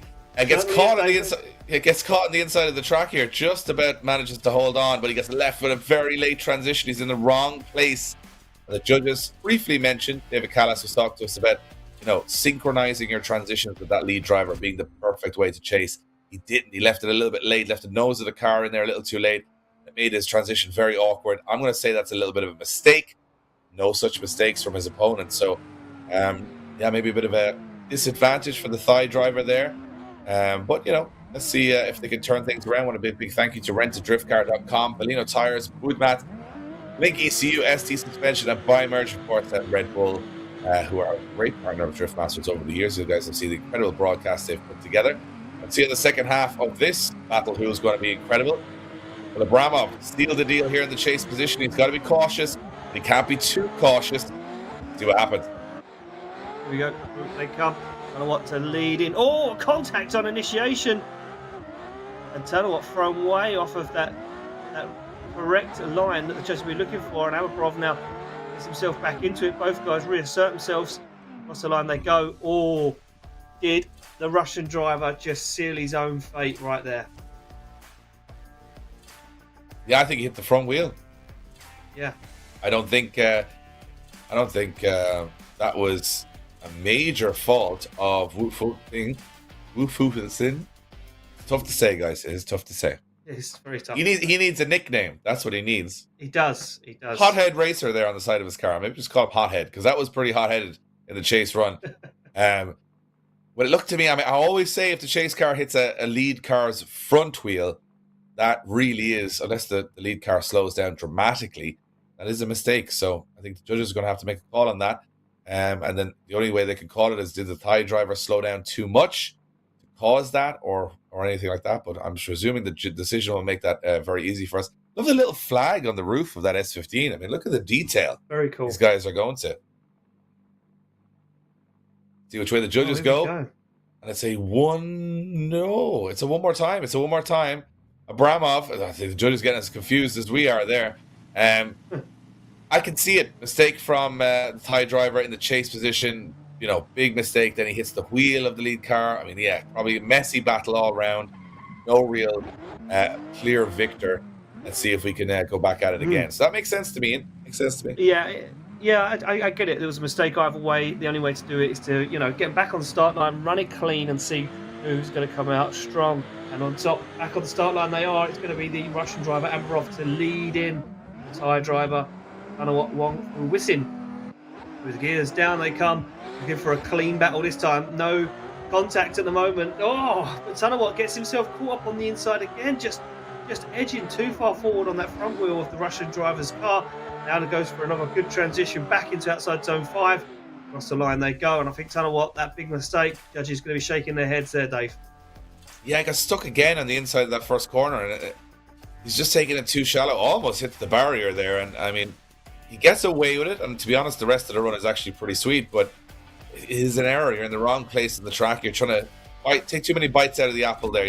There's a lot more track to go after that to shine. I think he's trying to do a lot of work on the first corner, which is probably throwing him off a little bit. Yeah, so there we go. Tanawat making his way back to the start line. He now has to lead out Vladimir Abramov. And that Mark II chaser. And we will get these guys done and through, and someone will take a spot in the Great 8. Here we go, Abramov. You see him edging forward already, looking to get the jump. Let's go green. Here we go. Down they come. Thai driver Tanawat Wong Fu Wisin. Big flick across the track. No such issues this time. Abramov, and he would have known that Tanawat made a mistake. Seems like edging up onto the rear bumper, edging up onto the side of that S15. All goes for a dive. Cheeky little look down the inside. Now tucks himself nicely up onto the door across the line, and I think that is the deal done right there. Yeah, I think that's enough. I mean, he didn't make the same errors. Tanawat does a good job of big angle, but at this time Abramov deals with it. He's kind of used to the driver now. And this little back off there, that's when I thought he could have made a contact, made a mistake, but he does really well to get out of trouble there. This one might be a little bit more straightforward for the judges, which is what we want. And that's generally the reason we'll see a lot of one more times, is just to make that decision absolutely certain. And I think this one will be a little bit more obvious. There you have it. Or not. It's going to be Wong Fu Wisin going through. And I mean, again, we find ourselves in a position where we are wrong. Both of us this time, which is even more unusual. I don't know, Dave, how we I don't know. I just don't know anymore. Yeah, that one was a little bit interesting. Let's move on to the next battle. So it's going to be Jurkus against Fulham. Fulham in the lead position, that mark to Supra, and we've got Jurkus chasing him down. We certainly have a look at Jurkus, so right on the back bumper, no messing around. He knows that Craig Fulham, the American, is not to be messed with. And Mark II Supra. Nice flick across the track. Jurkus looking for the back bumper, looks for the side, fires into outside zone 5. Wow, super wide. Oh, and he does make contact with the barrier. But was it across the line? Fulham and Jurkus take themselves off the track across the line. Yeah, I think that might have been after the finish line. I mean, I'm not 100% certain, but a great lead and chase here. Really enjoyed watching this one as they come into that last zone. Oh, just at the finish line, I think. Fulham takes a little bit too much out of that barrier, but maybe it's not in the scoring zone, so you might have got away with it. Yeah, it'd be interesting to see how the judges look at that. They're going to get the second half of the run done first before we see anything from the judges. Let's see what happens on the second half of the run. It doesn't really matter what happens on the first. You still have to complete the second. And this Toge road is taking no prisoners, team. No, it certainly isn't, Dave. Here we go. Jurkus to lead in Craig Fulham. Fulham onto the side. He goes down. Nice initiation, though, from Jurkus. Absolutely dialing on the angle as he fires down through that front clipping point. Now Fulham starts to make the move. Shallows up the angle. Sacrifice that line. Oh, comes in hot. Pushes him into the barrier. Oh, that is all she wrote for me. I think Fulham way too aggressive at the end there. I think he's just trying to take too much out of that last corner. And not a lot of angle in the chase as well is one thing I noticed from Fulham there. Just unusually. Usually he's pretty on it, but as they come to this last corner, well, he just absolutely torpedoed the lead car into the barrier. Mario Kart stuff there, Ian. Just absolutely takes him out of it. So I think this has definitely got to be a little bit of an easier decision for the judges. I don't think we're going to see it one more time here. And I'm surprised that Craig Fulham losing his cool. Yeah, Craig. There you have it. Lost his cool. Yeah, Lithuania's Jurkus goes through to the top 8. Impressive stuff. And we're rattling through these battles, and we're getting plenty of thrills, spills, and crashes, which I'm quite enjoying. I'm not going to lie. I'm quite enjoying the crazy crashes. We had a man crash into the forest, and his wheels came off. Now we've had a 1080 across the finish line. We move on to Yokovich against Stronikov, and this is going to be another great battle as we head through the gears and into this Toge battle. Yeah, here we go. Stronikov leading Yokovich in the S15 at Mark 4 Supra. Doing a nice job out front so far. Nice transition back. You can see that S15 already edging on the transition, looking for the side. They go deep, very close to the barrier and across the line. Tidy run from both guys. A very tidy run, and Stronikov in the lead position, very close. Yokovich very close on initiation. I mean, barely gets away with it. Lots of aggression, good lead run, gotta say. But I love this bit at the end, just right onto the door, matching the angle, and also going out to the barrier as the chase car, getting that outer zone. I'm a big fan of that. I'm sure the judges are a big fan of that. We see a little bit of intimidation on the way back up to the start line. These two guys nudging and bumping. Incredible stuff. I want to once again thank our sponsors, RentADriftCar.com. Do you know, go to this website. You can rent, Ian, a professional drift car. Compete in Drift Masters. They're also going to all the Drift Masters rounds with spare cars for the drivers who may have mechanical difficulty. Check their website out. Incredible stuff. VALINO, Budmat, Link, ST Suspension, and Bimerg. And of course, Red Bull. And they are the boys and girls supporting this incredible new championship, this new technology, this new wave of enthusiasm around virtual drifting, led by DMVC. Here we go. Second half of the battle. Yokovich in the lead and Stronikov in the chase. Here we go. Stronikov looking to make a mark straight away on the side of Yokovich's S15. Nice transition back. Oh, but countered that one way too much. Did Stronikov. Almost got himself out of the mix. Had to think about it and get himself back on the door. Look at this from the offset, Dave. Yokovich in the lead, doing a very nice job. And see, after one great chase run, here comes another great chase run. Stronikov, this last section here, absolutely beautiful. Really nicely done. But up until then, I would be leaning with the... Oh, I don't know, actually, now that I think about it. But, yeah, it's a very close... very close battle. A lot more aggression. From my perspective anyway, I could be wrong on this, but to me it looked like there was a lot more aggression from Stronikov, but then it was kind of switched around. Yeah, I'm trying to dissect it in my head, and if I was a judge, which do I like more? Well, the good thing is, Ian, I'm not a judge, so I don't know why I'm stressing myself out. I don't have to worry about this. These guys will sort it out. They're the experts, and let's see who's going through to the top 8. It's going to be... one more time. Oh. Not a bad, yeah, and that's why I was so confused, because I couldn't really decide myself.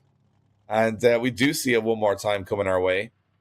Probably the right call, I would imagine, just because there was some brilliant moments from both, but nothing decisive to really decide that one out, I think. Yeah, there was no standout moments that really defined who, took lead in that battle and to push it forward into the top 16. So into the great 8, sorry. So we're going to go back at it again. We wait for those guys to get themselves back to the start line, where we will go at it again, and here they come. I mean, I don't know, any more aggression than what we saw, and it's a crash. So Stronikov is in the lead. Yokovich, I actually liked Yakovich's aggression more over the 2 runs, but any more aggression, he's going to crash him off the track. So let's see what happens. I mean, he's going to have to go a little harder here. Yeah, he certainly is. Stronikov to lead out Yokovich, spot in the great 8 of weights. Nice transition back. and waits for the transition into outside zone 5. I'm going to go out on a limb, Ian, and I'm going to say I think that's as much as you can do on this track in the chase position. That was incredible from Yokovich. I mean, look at this. On initiation, little rub, but doesn't upset the lead car. Again, beautiful transitions. Love this one particularly. Watch this. Oh, how does he get away with it in the smoke? And another across the finish line and matches the angle and speed. I think that's as good as it gets. I don't think that can be beaten. I'm just going to go out there and say I don't think that can be beaten no matter what I mean, he got away with a few moments there that could have ended up in an accident. I'm not sure his opponent will be as lucky if he tries the same. That was phenomenal. Yeah, I'm left a little bit speechless there, Dave. I'm not really quite sure what to say. That was pretty spectacular stuff there from Yokovich.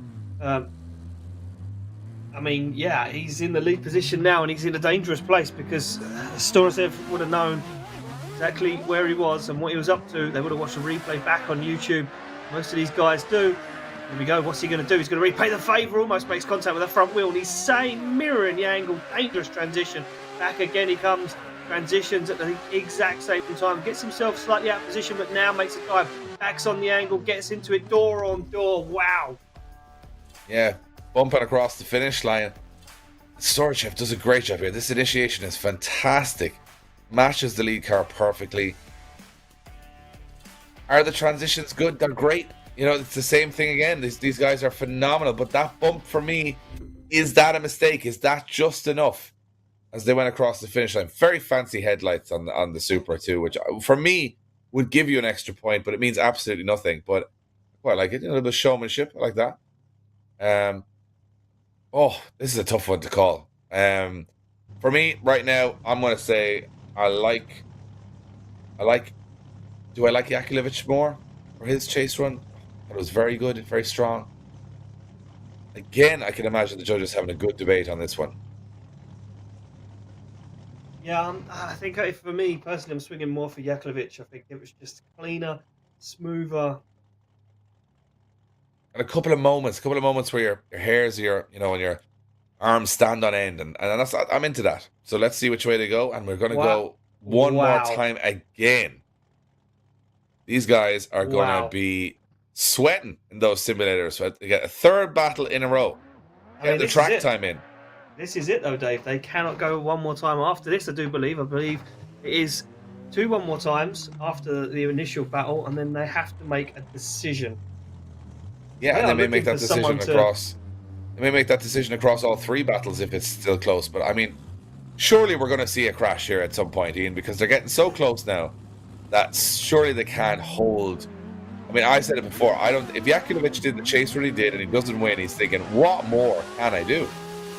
Yeah, well, I mean, where does he go? Where does he push himself from here? And look at this. He's onto the back bumper already. He's even closer than he's been before, Dave. He gets right up onto the door. He transitions through the smoke. He's absolutely glued to the side.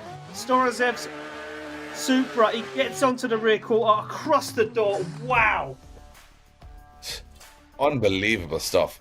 I mean, from start to finish, we're watching what could have been or should have been maybe even the final between these two guys. Unfortunately, having to meet in the top 16. It's the way the competition works. It's the way the tournament works. And a heavy hitter. And for me, a round favorite is going to exit this round because these guys are incredible.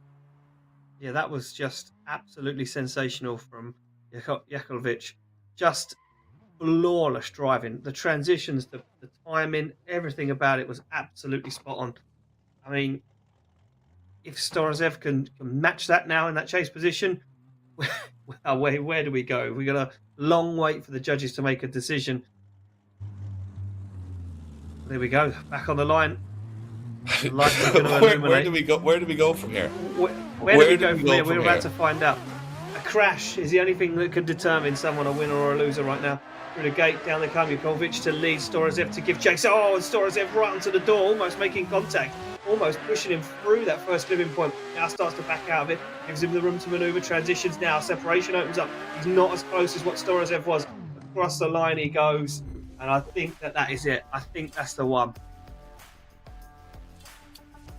I think it's enough. But then again, I said that the last 2 battles. So, I mean, at this point in time, I'm not too sure. But for me, Yokovich surely at this point has done enough with the proximity he brought throughout the entire run. That's where I'm at. Don't quote me on it, but let's see which way it goes. And there you have it. Very quick decision from the judges. It is Yakovich going through. Very well deserved. And wow, he's going to have to take a cold beverage, Ian, to cool down after those 3 battles. Pretty intense stuff. But we're back with more action from the top 16 here at Drift Masters round 2 of the Virtual Drift Championship after this.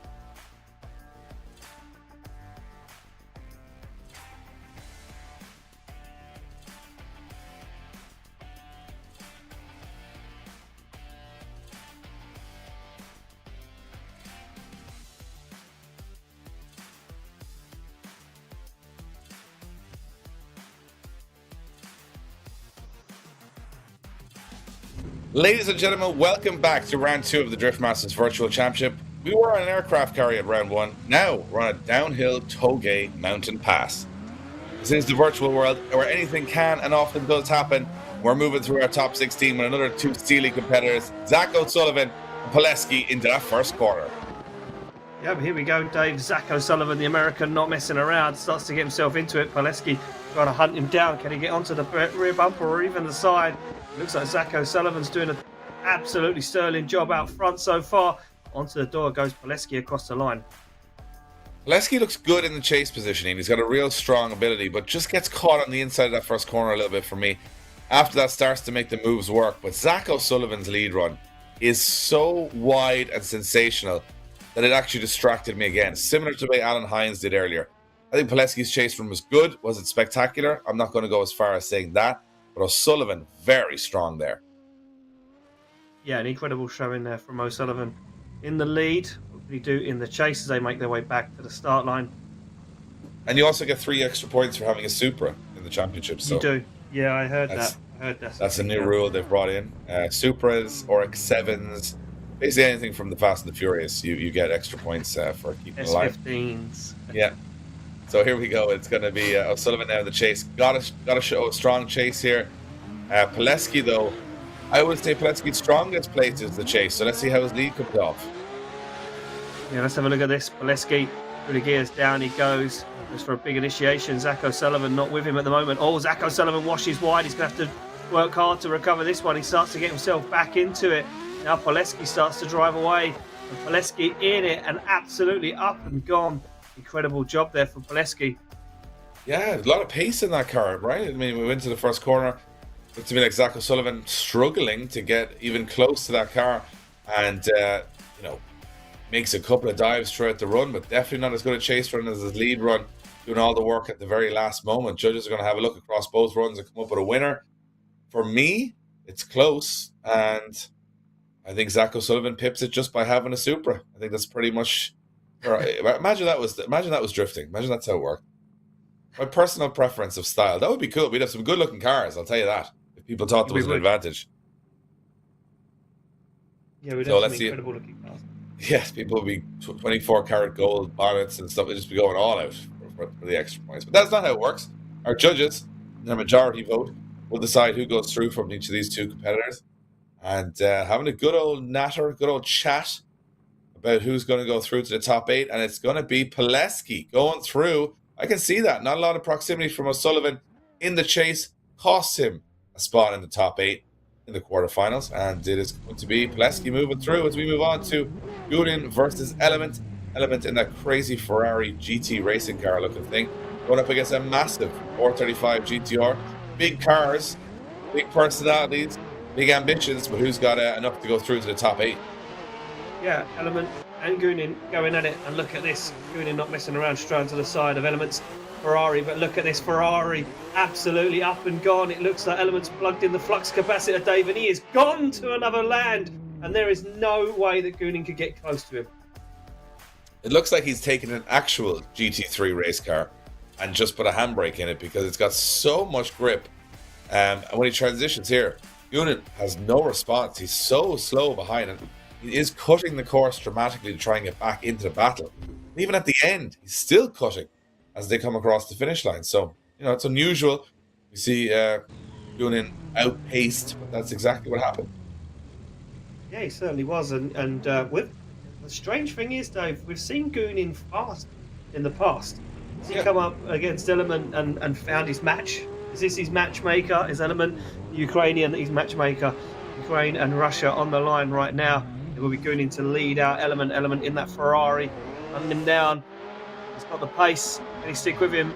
Can he put it to good use? Nice initiation from Goonan as he gets that R35 GTR up and across the line. Nice job done. Transitions back to the outside zone. Absolutely nails it. No proximity though from Element. Element now starts to rein him in. Element just onto the rear bumper across the line. Wow. I mean, for me, I think it's going to come down to that proximity, and I think Element just has got a little bit more bite, a little bit more grit. Again, not as close as we would like to see someone, but maybe just not struggling as much to keep with pace. And if that's what it's going to come down to, I think Element's going to get this one, and it looks like he will get this one and go through to the top 8. No surprise there. I'm very surprised that Goonan just didn't have the pace. That's a first over the 2 rounds, and we now move on to our next battle, to more competitors looking for a spot in the top 8. And Ian, these guys not messing around now. This is when it starts to get interesting. The last couple of spots up for grabs in that top 8. Mustard against Stronikov. Yeah, here we go. Coming down through the gears. Stronikov in that S13. Cameron Mustard in the S15 behind, trying to give chase, but absolutely flying is Stronikov right now as he gets himself into it. Perfectly timed transition though from Cameron Mustard, gets himself back onto the door at S13 across the line. Cameron Mustard waited till the right last moment to get the job done there. Yeah, a very good chase run, Ian, but will it cut the mustard, as they say?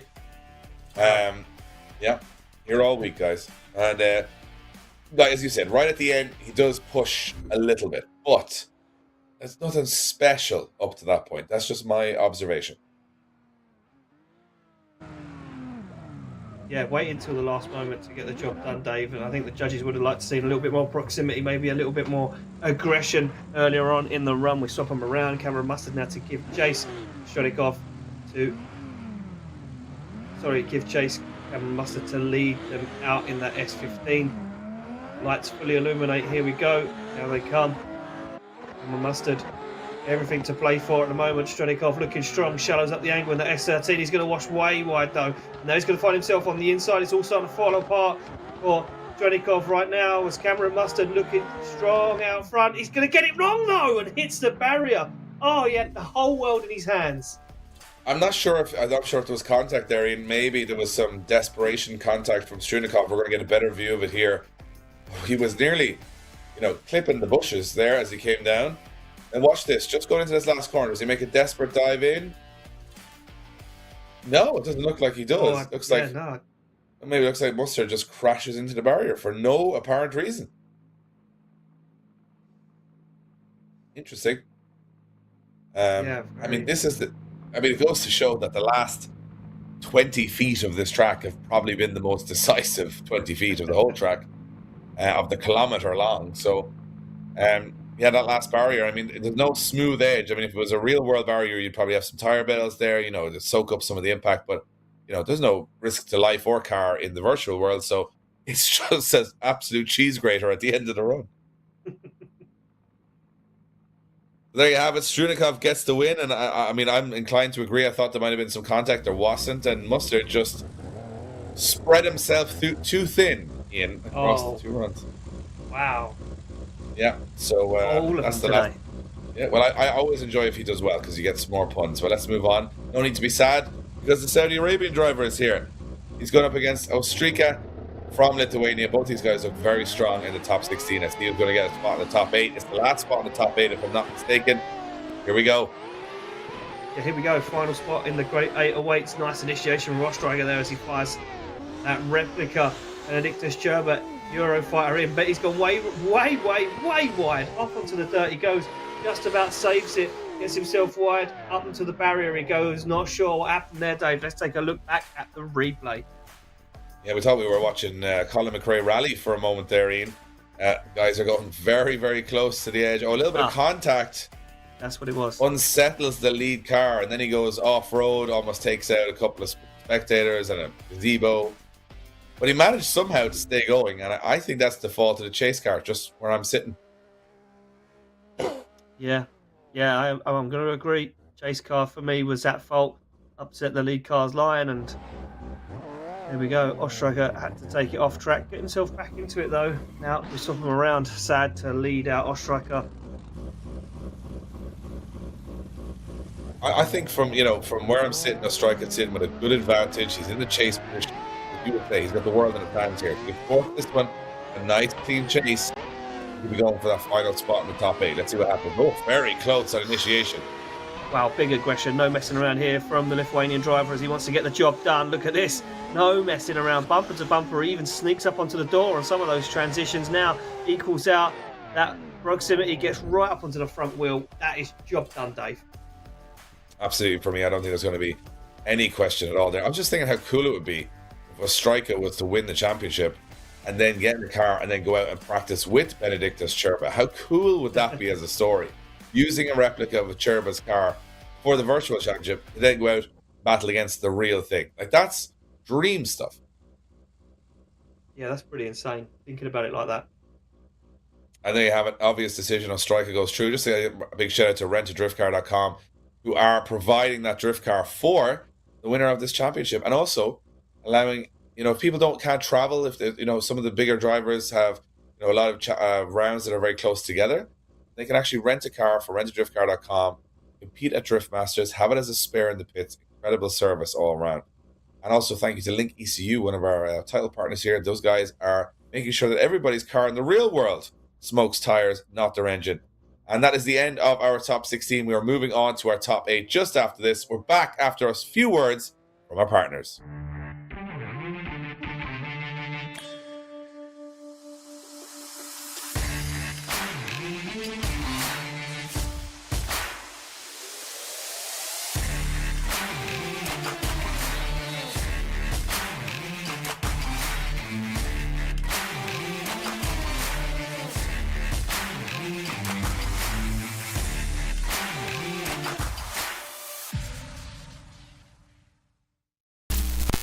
LIQUI.EU produce standalone engine management technology with a range of products that allow you to unleash the power of your engine.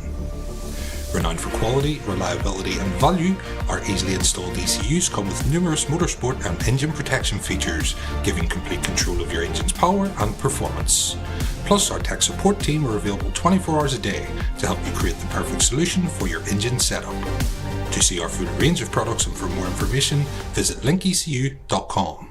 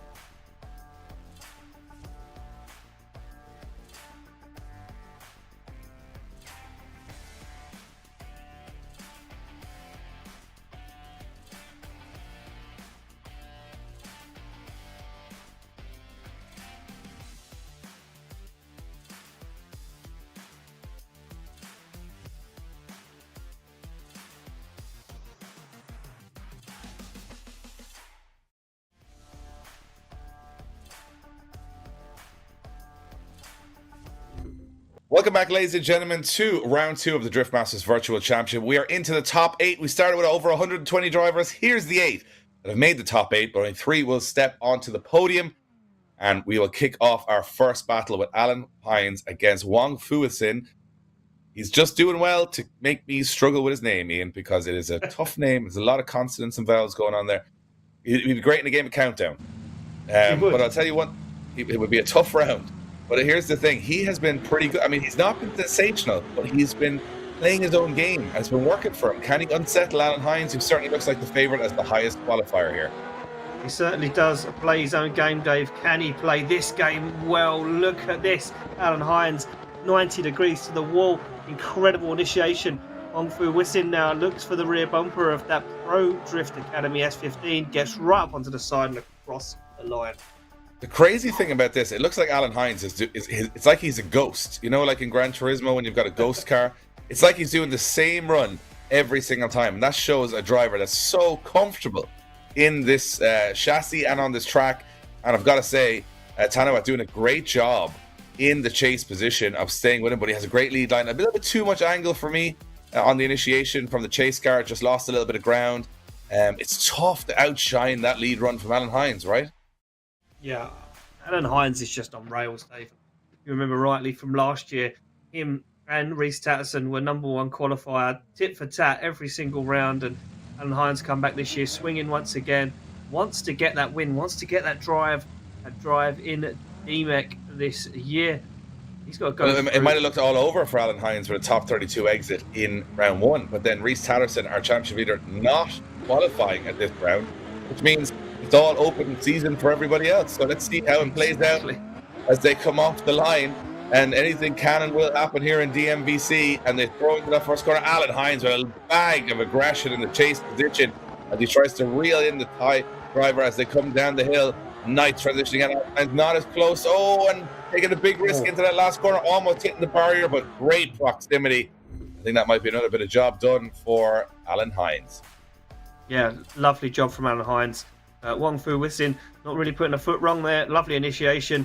But Alan Hines matched the angle, matched the transition. Look at this, gets the job done perfectly. Nice transition back once again. Waits, times that one absolutely perfectly, so he can perfectly put himself onto the door. So many perfects there, Dave. What can I say? There's a lot of perfects. It was just perfect. And I mean, surely perfect means you win. Isn't that what they say at the end of a Street Fighter? Or is it Street Fighter or Mortal Kombat? I can't remember, but they say perfect. Street Fighter, Dave. A Street Fighter, yeah. There you go. Me and Ian showing our age. Alan Hines going through to the top 4. Well-deserved, impressive stuff. And, also impressive stuff from Tanawat, who's done really well. I mean, his championship probably looking pretty strong right now after 2 rounds. He's done very, very well. As we move along to our next battle. And here's one I've been looking forward to, actually. Our next one is one that I think could be an interesting one. It's going to be Jurkus against Yokovich, and both of those guys were on fire. So, from my perspective, very, very cool to see new names climbing up the leaderboard at each round. That's the fun thing, because you don't want to see someone run away with it too early on in the game. As a casual bystander who just loves watching, you want to see that championship come all the way down to the last round. At the moment, it's looking that way because it's wide open. Yeah, it certainly is wide open. With Tatterson not making it through, qualifying into top 32, things kind of open the gate a little bit. And as strong as Alan Hines is looking right now, I don't think this championship's as decided as what maybe we had assumed. There's been a lot of heavy hitters that have come out after they see Reece Tatterson dominate so much last year. They see the prize, Dave. They see what he won and that opportunity, and they want to have a taste of that apple pie as well. Absolutely. I mean, what a better place to announce yourself onto the Drift World and the Drift Masters Virtual Championship. You get to travel to incredible locations like, your bedroom, your sitting room, and again, virtually travel to aircraft carriers and to the tow gates. So, I mean, it's a real mixed bag. But what isn't very dissimilar from the real world is the skill involved. Yokovich and Jurkus have been bringing that skill all the way through this competition. I'm excited for this one. Yeah, I certainly am as well. Here we go. Jurkus to lead out Yokovich in that S15. Jurkus been looking strong. It is going to be Belarus to take on Lithuania right now. Lights go on. That means these guys get across the line. Here we go, bumper to bumper on initiation, and look at this from Yokovich mirroring. Oh, the angle, but what happened there? Looked like a little bit of contact. Oh, and Yokovich goes for it once again. Jurkus stays rock steady out front. Well, the replay is going to be interesting on this one, Dave. I feel Yokovich straightened up. I feel he straightened up and went a little too close. Watch this. Look, no angle. Oh, very little angle on the transitions there. Tried to stay close, but sort of forgot to mirror the angle of the lead car. It looked like a mistake to me. And a guy that had 72 one more times to get to this point. And he was perfect all the way through. Okay, so we have just got a small technical issue, guys, but we're going to be back very soon. We've seen half of this battle. It was incredible. What's going to happen in the other half? Well, we'll be back very shortly with the second half of this battle. We'll just clean up a few little bugs in the system. Back with the action very soon.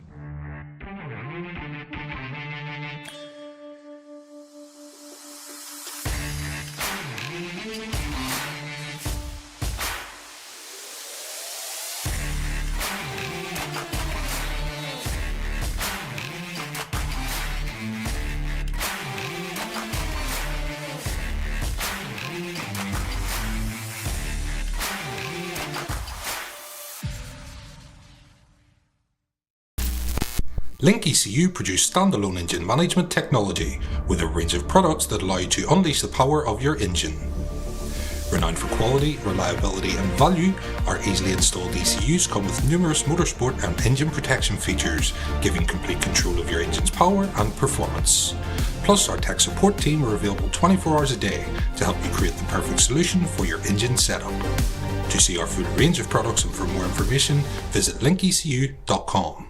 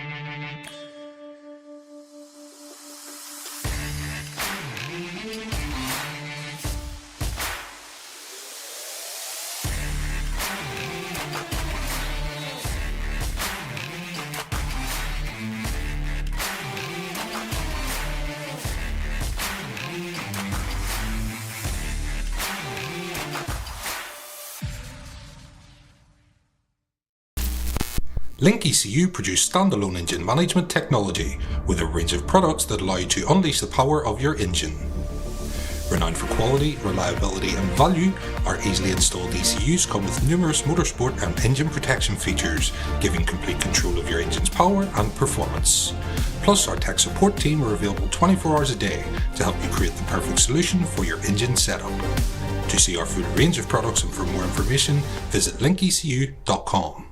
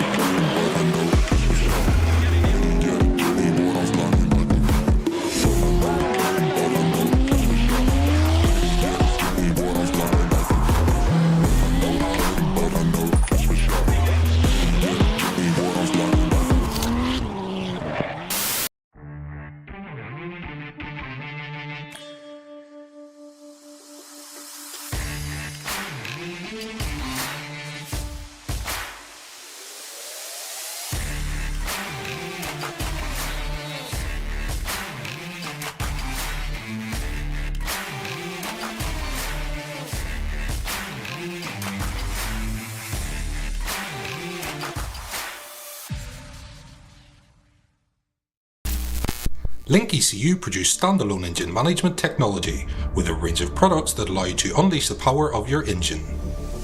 Renowned for quality, reliability and value, our easily installed ECUs come with numerous motorsport and engine protection features, giving complete control of your engine's power and performance.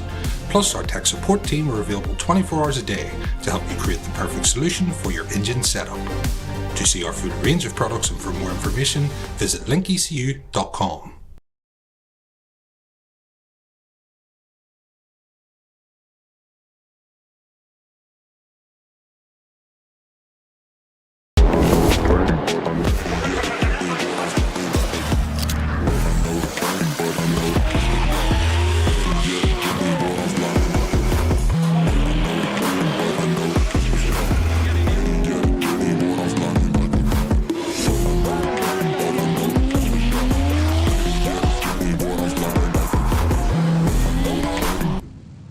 Ladies and gentlemen, welcome back to round 2 of the Drift Masters Virtual Championship. Apologies, we had a small technical error. One of our cameras not working, but now you can see everything in full high definition.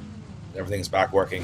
We're going to see the second half of the battle between Jurkus and Yokovich. Ian, looking forward to seeing how this one plays out. Stake from Yokovich on the first run. Will it prove his detriment, or can he get a good lead run in here and get back in the mix? Well, Yokovich is definitely on the ropes right now, Dave, and Jurkus has got everything to play for. It's all in his hands. Almost makes the same mistake, though. Almost drops off track. Dangerous transition. Almost gets him caught on the back bumper. Jurkus gets himself into it. Across the line they go, and some scuffling after the finish line. Yeah, it looked to me like Jurkus might just have got the job done here. I thought he was going to get caught in the transition. Thought he was going to make contact. Watch this transition as he heads forward here. Oh, how he gets away with that, but he does, and to be honest, I think because he does, he's got the better proximity throughout the run. So are the judges going to see it the same way? Will Jurkus get the win and go through to the semi-finals?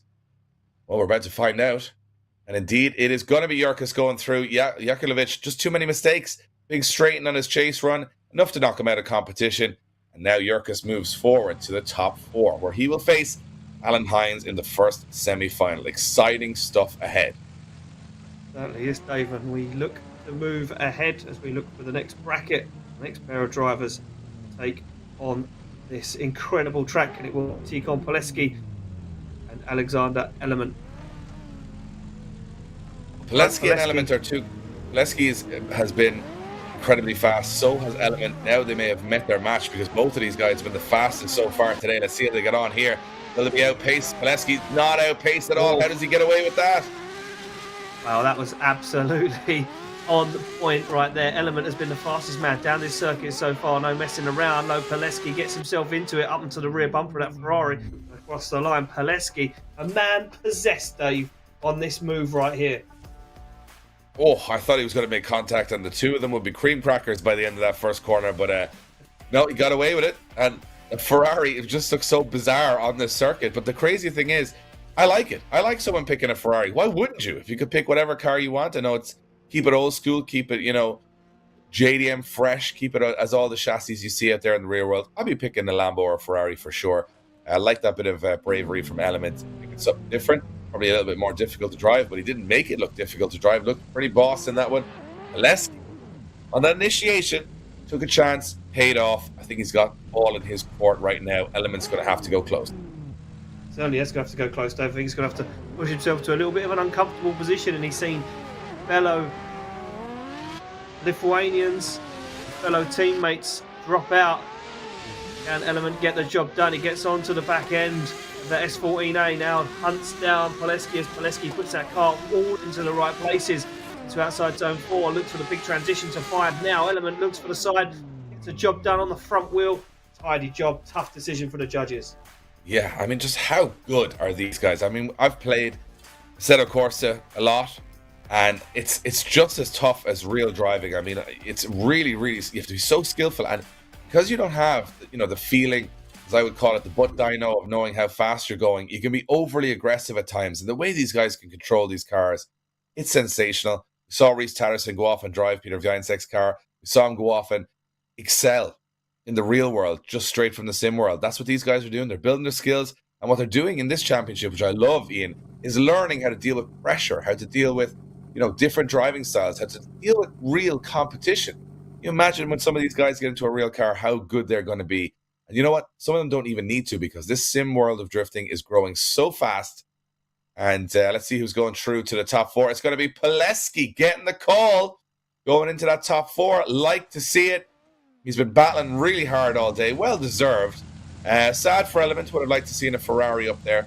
But, you know, we've now got Alan Hines against Jurkus in one of our semi-finals. We now have Poleski going against the winner, Stronikov and Ostracker. And that's what's coming up next. Yeah, final battle of our Great 8. Here we go. It's going to be Stronikov to chase down Ostracker. Ostracker driving in that Benedictas Gerber replica E92 Eurofighter. And, well, in the real world, Gerber is an absolute animal behind the wheel. Can Ostracker do him the great favour and represent him in the best way possible? It looks like he certainly is, Dave, as Ostracker fires that car into the outside zone. Stronikov struggling to get proximity, but he goes wide. Whoa! I thought he was going to take the car out on the barrier, but he gets the job done. Impressive stuff. And to be honest, Stronikov, for me, didn't look super strong all the way through up till now, but he's starting to find his rhythm. And Ostracker just has that lovely flow in his lead run, just like a pendulum swinging from side to side down this custom Toge circuit. Looks super smooth and comfortable. I like that lead run, but I did like the little bit of aggression shown from Stronikov too. So Ostracker's got work to do here. He's going to have to try and push a little harder. And I'm enjoying this now because it's a bit of a game of chess, because a lot of these guys know what the other drivers will have fallen foul to. They'll know the guys who hit the barriers or gone off the track, or in one case, gone off into the forest and lost their wheels. You don't want to be doing that.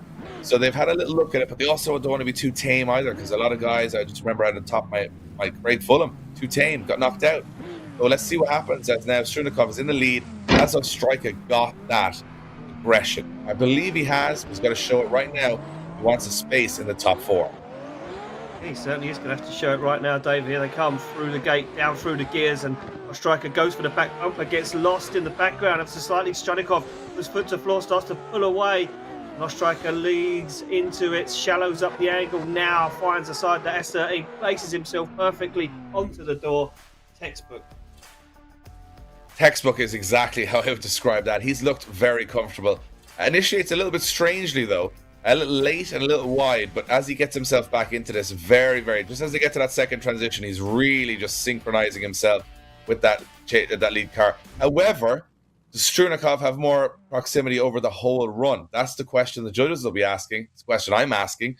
And I think it was just initiation from Ostracker, maybe just a little too late, a little bit too labored, a bit lazy, and didn't get right up onto the door from the off, which we've seen in some of the other battles. So we're expecting that. Judges are expecting that, so let's see if that was enough. I think Ostracker's lead run was better, in my opinion, of the two, and maybe a little bit more aggressive from Stronikov in the chase. Judges are going to have to split that down to see who is going to take this final top 4 position. And there you have it. One more time. Fair calling. Saw it coming, to be honest. You know, one with a great lead, one with a great chase. Well, no one dividing them. Let's go back for one more roll of the dice, see if we can find a clear winner. Yeah, too much in it, Dave. Too close, not enough mistakes, and those guys can't be splitting hairs at this point in the competition. This is for a final spot in Final 4, and look, it's easier to send them again, see if anyone falters, if anyone makes a mistake, or if these guys can go at it one more time again. We go, lights light up, they drop out, Ostracker to lead, Stronikov to give chase. Stronikov in that Aim Oil S13 aims it onto the door. That's what he does, Dave. Gets right there. Ostracker tries to get himself out of the zone, but he just can't escape the power and the hunt of Stronikov right now. Stronikov looks for the rear bumper and gets himself into the guardrail. Well, talk about turning it up to 11. That's exactly what Stronikov did there. Very aggressive driving. Got right up close and personal with Ostracker, and he knows Ostracker is putting down that very tasty lead run. So he took a chance, it worked out. Just a little hesitation before the last transition. Didn't allow him to get as close as he would have liked through that last section. I think that's, for me, where Ostracker could make the difference here. If he can get on the door just from that last transition to the finish line, that would be a better chase run. But up till there, Stronikov showing he's got a very strong hand there. Yeah, he certainly has, Dave, a very, very strong hand. But now he sits in the position where Ostracker can do all of the damage. Ostracker representing Lithuania, ready to hunt down the Russian driver. Stronikov needs to put in that perfect 100-point lead run. So here we go. Stronikov to lead out Ostracker. Ostracker wants a spot in the final four. He wants to be there. He wants to get up there. He wants a spot on the podium. Can he get there? Look at this. Dives in, looks, gives him the manoeuvre. Look at that transition right up onto the front wheel. Perfectly transition. One more time up to the door of the S13 of Stronikov and across the line. Wow. You cannot. Well, that's what I said, you know. No, but I think it's that last section for me. Remember I said, if he can get close on that last transition, I mean, up to here, great transition there. This is really, really nice stuff, right? Again, now watch this last transition. This is where Stronikov backed off. But it's the opposite for Ostracker. He goes closer again. That could be the separating factor because he had proximity right at the end. Stronikov did not. That's just, you know, me, layman's terms, trying to judge it myself, trying to, you know, get into the psyche of these judging aficionados we have here at the DMVC. But I just want to, you know, that's the only bit I could see of a difference between the two runs. Two lead runs were fantastic. Yeah, incredible runs, incredible leads and chases. And judges would have split these down now, separated the runs, be taking a look at play. I think Ostracker has it personally, Dave. I don't know about you. I think that's where I'm laying with it. We've said this before, and we've been quite wrong. So I'm also thinking of Ostracker, but you know, what are you guys thinking at home? You're watching on the Twitch stream, the YouTube stream, the Facebook stream. Thanks for joining us for DMVC. Really happy to have you here as we grow this championship and grow the popularity of this. It's a phenomenal platform for everybody, regardless of their nationality or their budget, to get into drifting at a professional level against the best of the best. Have real judges, real commentators, even though real commentators in quotation marks for me and Ian. From my perspective, yeah, a lot more aggression at the start for Stronikov, right? But then he falls off.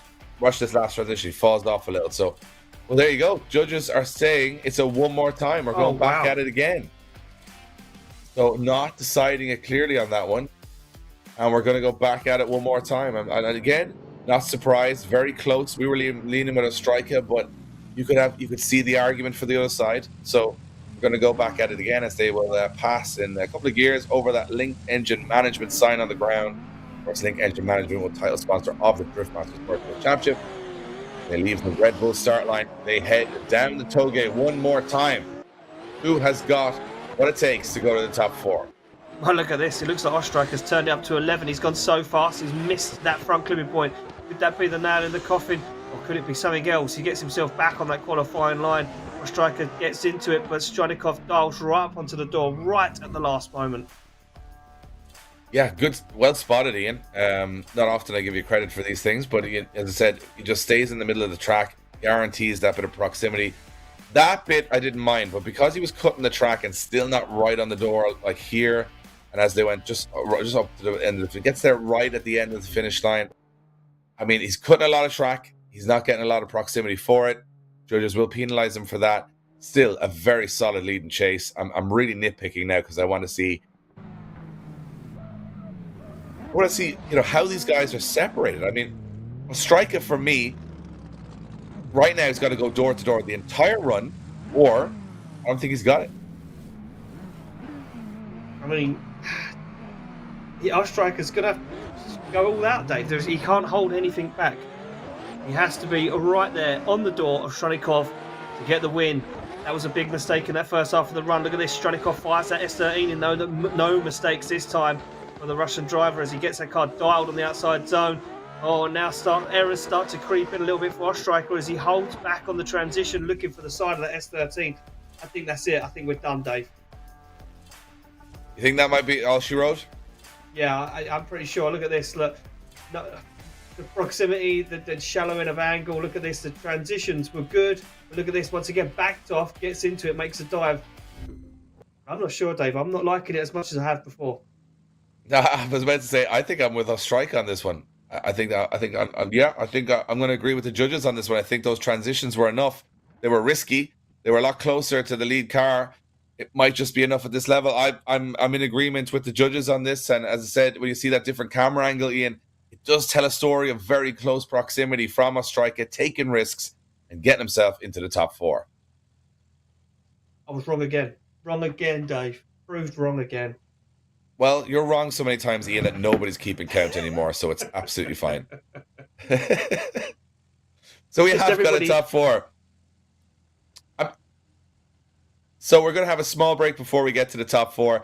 Alan Hines will go up against Jurkus, and Poleski will go up against Ostracker. 4 drivers remain. 3 get on the podium. 1 wins it. Don't go anywhere. We're back after this.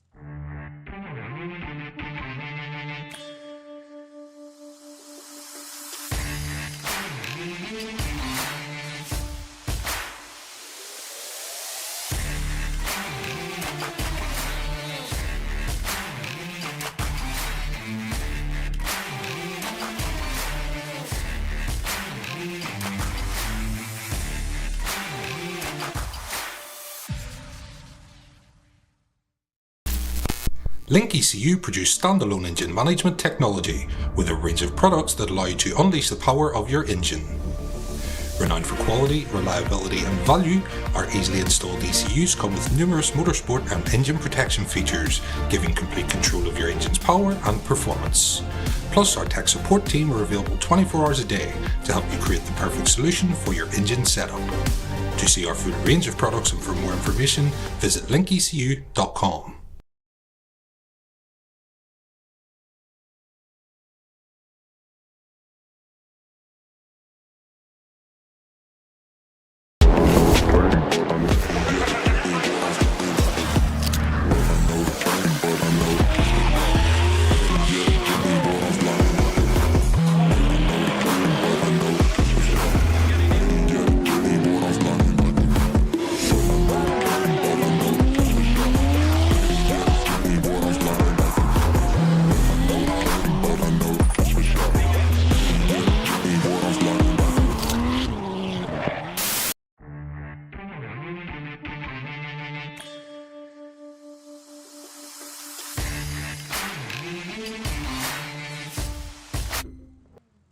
Welcome back, ladies and gentlemen, to round 2 of the Drift Masters Virtual Championships. Gazebos are out. There's no need, though, because the sun is shining. We have 4 gazebos beside the track. We have 4 drivers left, and we have got 3 spots on the podium remaining. 1 is going to take the win. I think Alan Hines wants it. I think we've got 3 of the sturdiest competitors I've ever seen to try and take it from him. And I'm only calling him the favorite because he's the highest qualifier. He is first up. Went out top 32 stage at round 1. Now looking for spot in the final. This guy's put in thousands, tens of thousands of hours in the real world and the sim world, honing his skills. But it all comes down to this, and I think Jurkus is the man that doesn't feel out of its depth here. He wants to take down Hines. Here we go. Yeah, I think he does want to take down Hines. You can taste the blood in the water right now as Jurkus gets onto the side rear bumper. The whole car is covered in Jurkus' BMW right now as Alan Hines does everything he can. Nice transition back, flirts with danger on that barrier, and Jurkus just gets left a tiny bit on that final outside zone. Really good stuff for both of these drivers. Incredible stuff. And I mean, Alan Hines, as I said, every lead run just seems to be the same run, which means he's very comfortable. But Jurkus doing a little bit of diving, maybe getting moments of brilliance, but I didn't see a dominant performance in the chase run there. I mean, we haven't seen what Hines has in the bag, but Jurkus, I think, did a good job. Was it a sensational job? Is he going back to the line thinking there's no way that can be beaten? I'm not so sure. Yeah, I'm not so sure either, Dave. We've seen Alan Hines do some incredible things before. Jurkus sits in that lead position. Alan Hines knows what he has to do. He has to stick it all over Jurkus' BMW. Lithuanian driver feeling the pressure right now from the young Irishman. Lights light up. Here we go. Jurkus leading Alan Hines out for a spot in the final. Awaits an incredible initiation from both guys. Absolutely pinpoint perfect. Alan Hines left in the smoke a little bit there. Has to shortcut the track to try and gain some proximity back. It was lost. Jurkus hammers down, shows up the angle, and Hines just gets there at the last moment. Well, from my perspective, Hines, it's the length of proximity he's putting in there. It's just, he gets a moment that he backs off, that he gets in again. Is that an error? Is it as good as we thought he would be? Whew, I don't know. That's a tough one for the judges, Ian. I'm not too sure I'd like to be making a decision on this one. Yeah, that is an incredible tough decision there for the judges. And I think yeah, like you say, Dave, the amount of time that was spent in proximity is what they're going to be looking at. Did Jurkus have a longer amount of time over the run, closer to Alan Hines than Alan Hines did to Jurkus. Well, we're about to find out who will take it through to the final. Will it be Hines or will it be Jurkus? Well, we're going to have to wait and see what the judges say. And it's going to be Jurkus getting the win. Jurkus goes to the final. Hines eliminated. He'll have to play it off for a third step on the podium against the loser of the next battle. But you know what? I can understand it. I think Hines backed away quite a bit through the midsection of that course. I can completely understand the decision. Now we move to the other top 4 battle straight into it. It's going to be Poleski to go up against Ostracker. 2 incredible drivers all day. Oh, look at this from Poleski, risking it all on the initiation, and he gets away with it. Look at the transition. Unbelievable from Poleski as he starts to wind it in here. This is a phenomenal chase run as Poleski nails it. And look at this. Into the wall goes Ostracker. He goes into the wall. It looked like it was a driver error and not an unforced error. This initiation was phenomenal, Ian.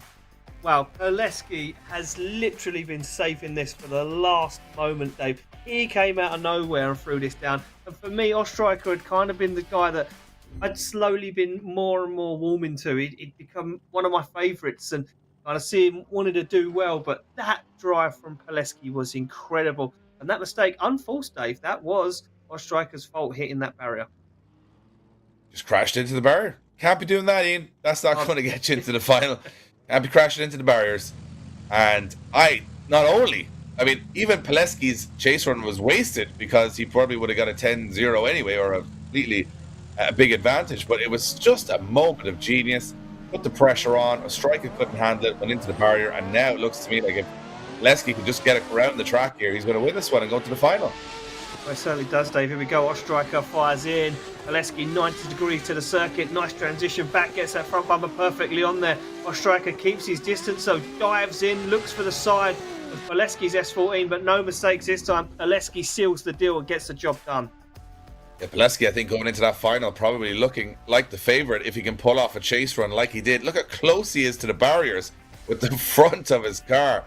He's just taken a big jump up here in the last 2 runs. And it's starting to look like the favourite for me. Yeah, it certainly is.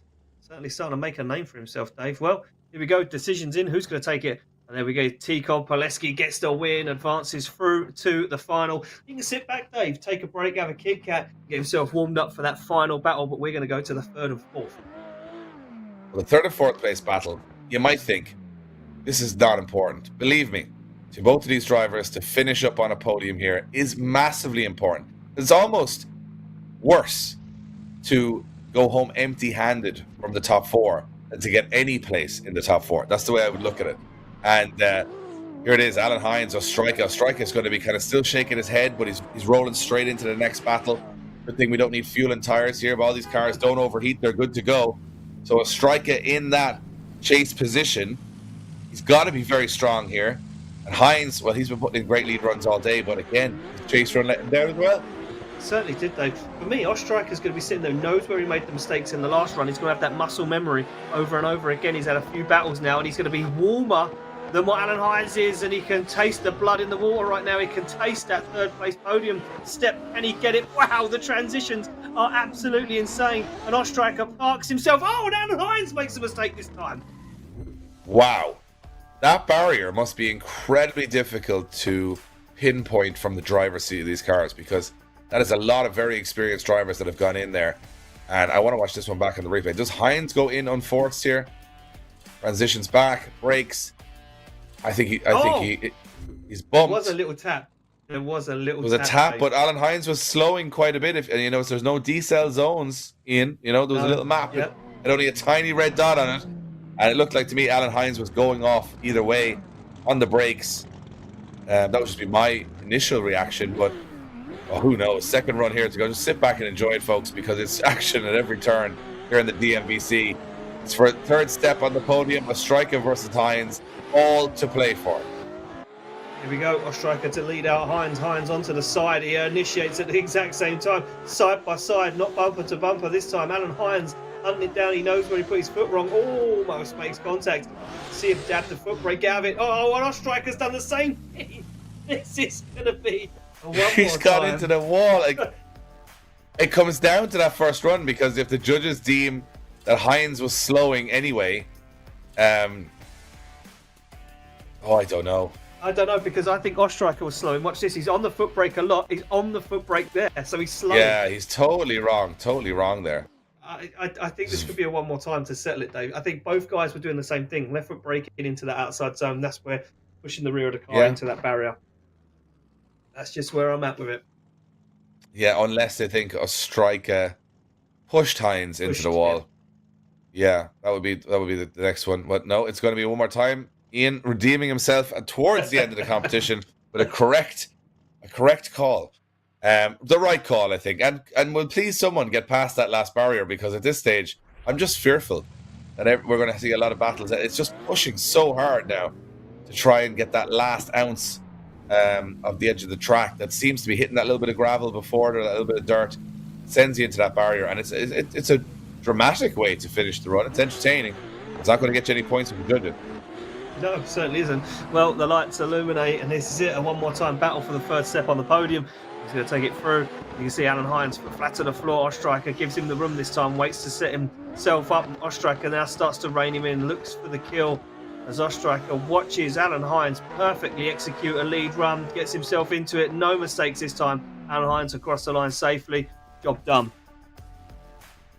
Yeah, no one crashed. That's a big step in the right direction. And Hines again back on his game, doing that great lead run. To me, Ostracker, some nice transitions towards the end, some nice proximity, but the start of the run was a bit meh. Wasn't too much amazing moments there. So still leaving a little bit on the table for Hines to try and jump in and scoop up. So they make their way back to the line. Ostracker will know exactly what he needs to do in that lead position. Just needs to complete second the half run. of this one, I mean, that to me would be one of those things where I think Hines has to go for it here. He has to go for it early too. First corner, has to go on the door. And does. Yeah, he does go for it, Dave. You're right. He has to get that kill, and he has to get that mark straight in. Must have to get right there, gain that proximity. Perfectly timed transitions. Doles on more angle. Ostracker doesn't make the mistake, but Hines wasn't as close across the line. I do not know, Dave. I do not know who is going to take the win. Oh, I think Hines has this. That initiation, rubbing the back bumper. Watch this. The next transition is absolutely, it's artwork. Look at that. Absolutely perfect. Mirrors the car. It's almost like perfection. Yes, loses a bit of proximity towards the end, but those transitions were exceptional.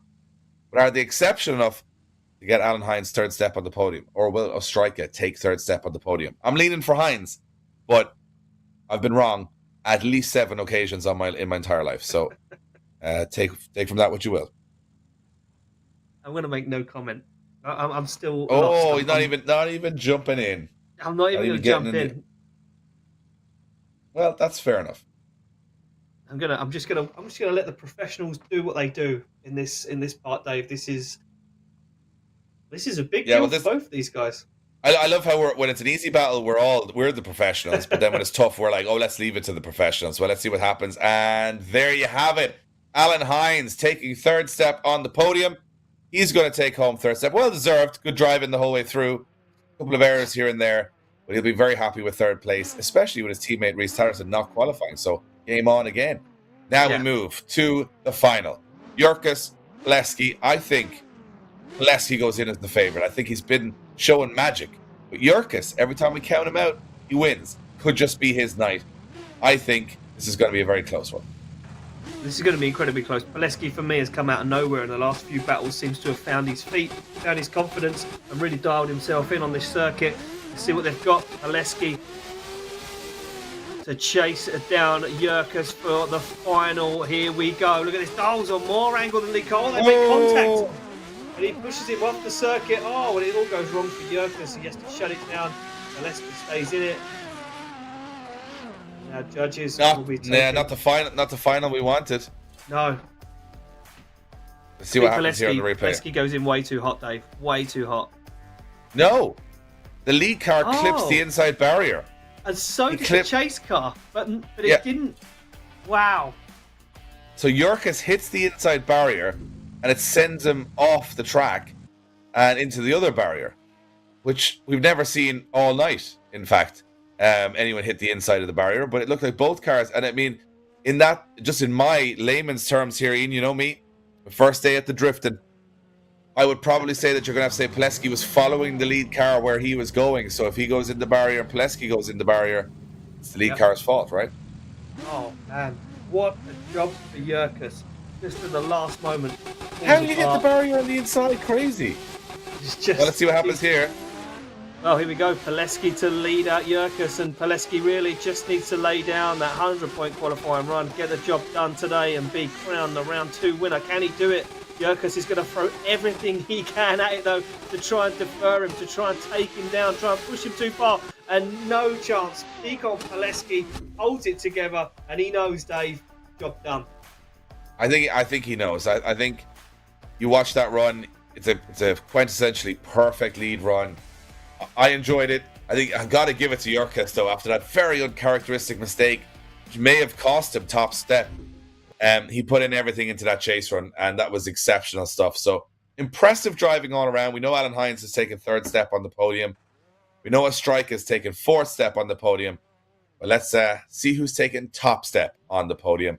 And right now, it's one of these two men. It's Poleski or it's Jurkus. I think we're all got a little bit of common sense here. We're going to know who's going to take this. And there you have it. It will be Poleski taking top step at round 2 of the Drift Masters Virtual Championship. Well deserved. Put in some of the best lead runs. Definitely put in the best chase run in his semi-final battle with Ostracker. And against Jurkus, Jurkus making a massive error and knocking himself out. And that's all it took at this stage of the game. We came through 120 drivers to just 2 drivers remaining, Jurkus and Poleski takes the win. And a brand new podium. Totally different. All 4 totally different than round 1. Which means the championship, well, the hunt and the drama is only beginning. I want to thank RentADriftCar.com, VALINO Tires, Budmat, LIQUI.EU, ST Suspensions, and Bimerg, and Red Bull. This has been Drift Masters Round 2. What an event, Ian. What a time to be watching sim drifting when guys are this good all the time. They are new stars every round. There's moments, there's gasps, there's adrenaline, there's hairs standing up on your arm. And there it is, Poleski taking that top step. Hines takes 3rd, Jurkus in 2nd. And it's beautiful. That's what I love about this game, is that, you know, the best chase run of the night is the guy who ends up going to win the event. That's what I love about drifting. He had that moment. You see the 3 line up. And we're back into the studio. Ian, I had a blast. Amazing fun. With crashes, with wheels coming off, with guys going in the forest. We had smashes into the barrier. We had some great driving. And I think we had a worthy winner in Poleski. Loved his style tonight. Definitely worth it. I enjoyed it. Yeah, Dave, I've had so much fun. I knew it was going to be fun from the moment we knew that Reese Tatterson hadn't made it into top 32, because then all of a sudden the championship got turned on its head. Things were going to be a little bit different. And to see the stuff we've seen tonight on that track was insane. And to see Tikon Poleski take the win was just unbelievable. Well, what I love about it is you had 4 guys take top 4 spots at round 1. Totally different top 4 at round 2. So you guys don't want to miss round 3, because this championship is getting very heated. Remember, the winner will not only be crowned the 2022 Drift Masters Virtual Champion, but he's going to get a real car to go and compete against the real Drift Masters European Championship grid at the final in Poland. Stay tuned for a full date and calendar release from the Drift Masters European Championship. Stay up with all of the social media channels for the Drift Masters Virtual Championship. You want to know when the next round is on, how to enter next year, how you go about it, how to meet up with these guys and get better at your skills. My name is Dave Egan. That was Ian Waddington. We had an absolute blast here at round 2, and we'll see you guys at round 3 very soon. Don't go anywhere. This championship is getting very, very heated.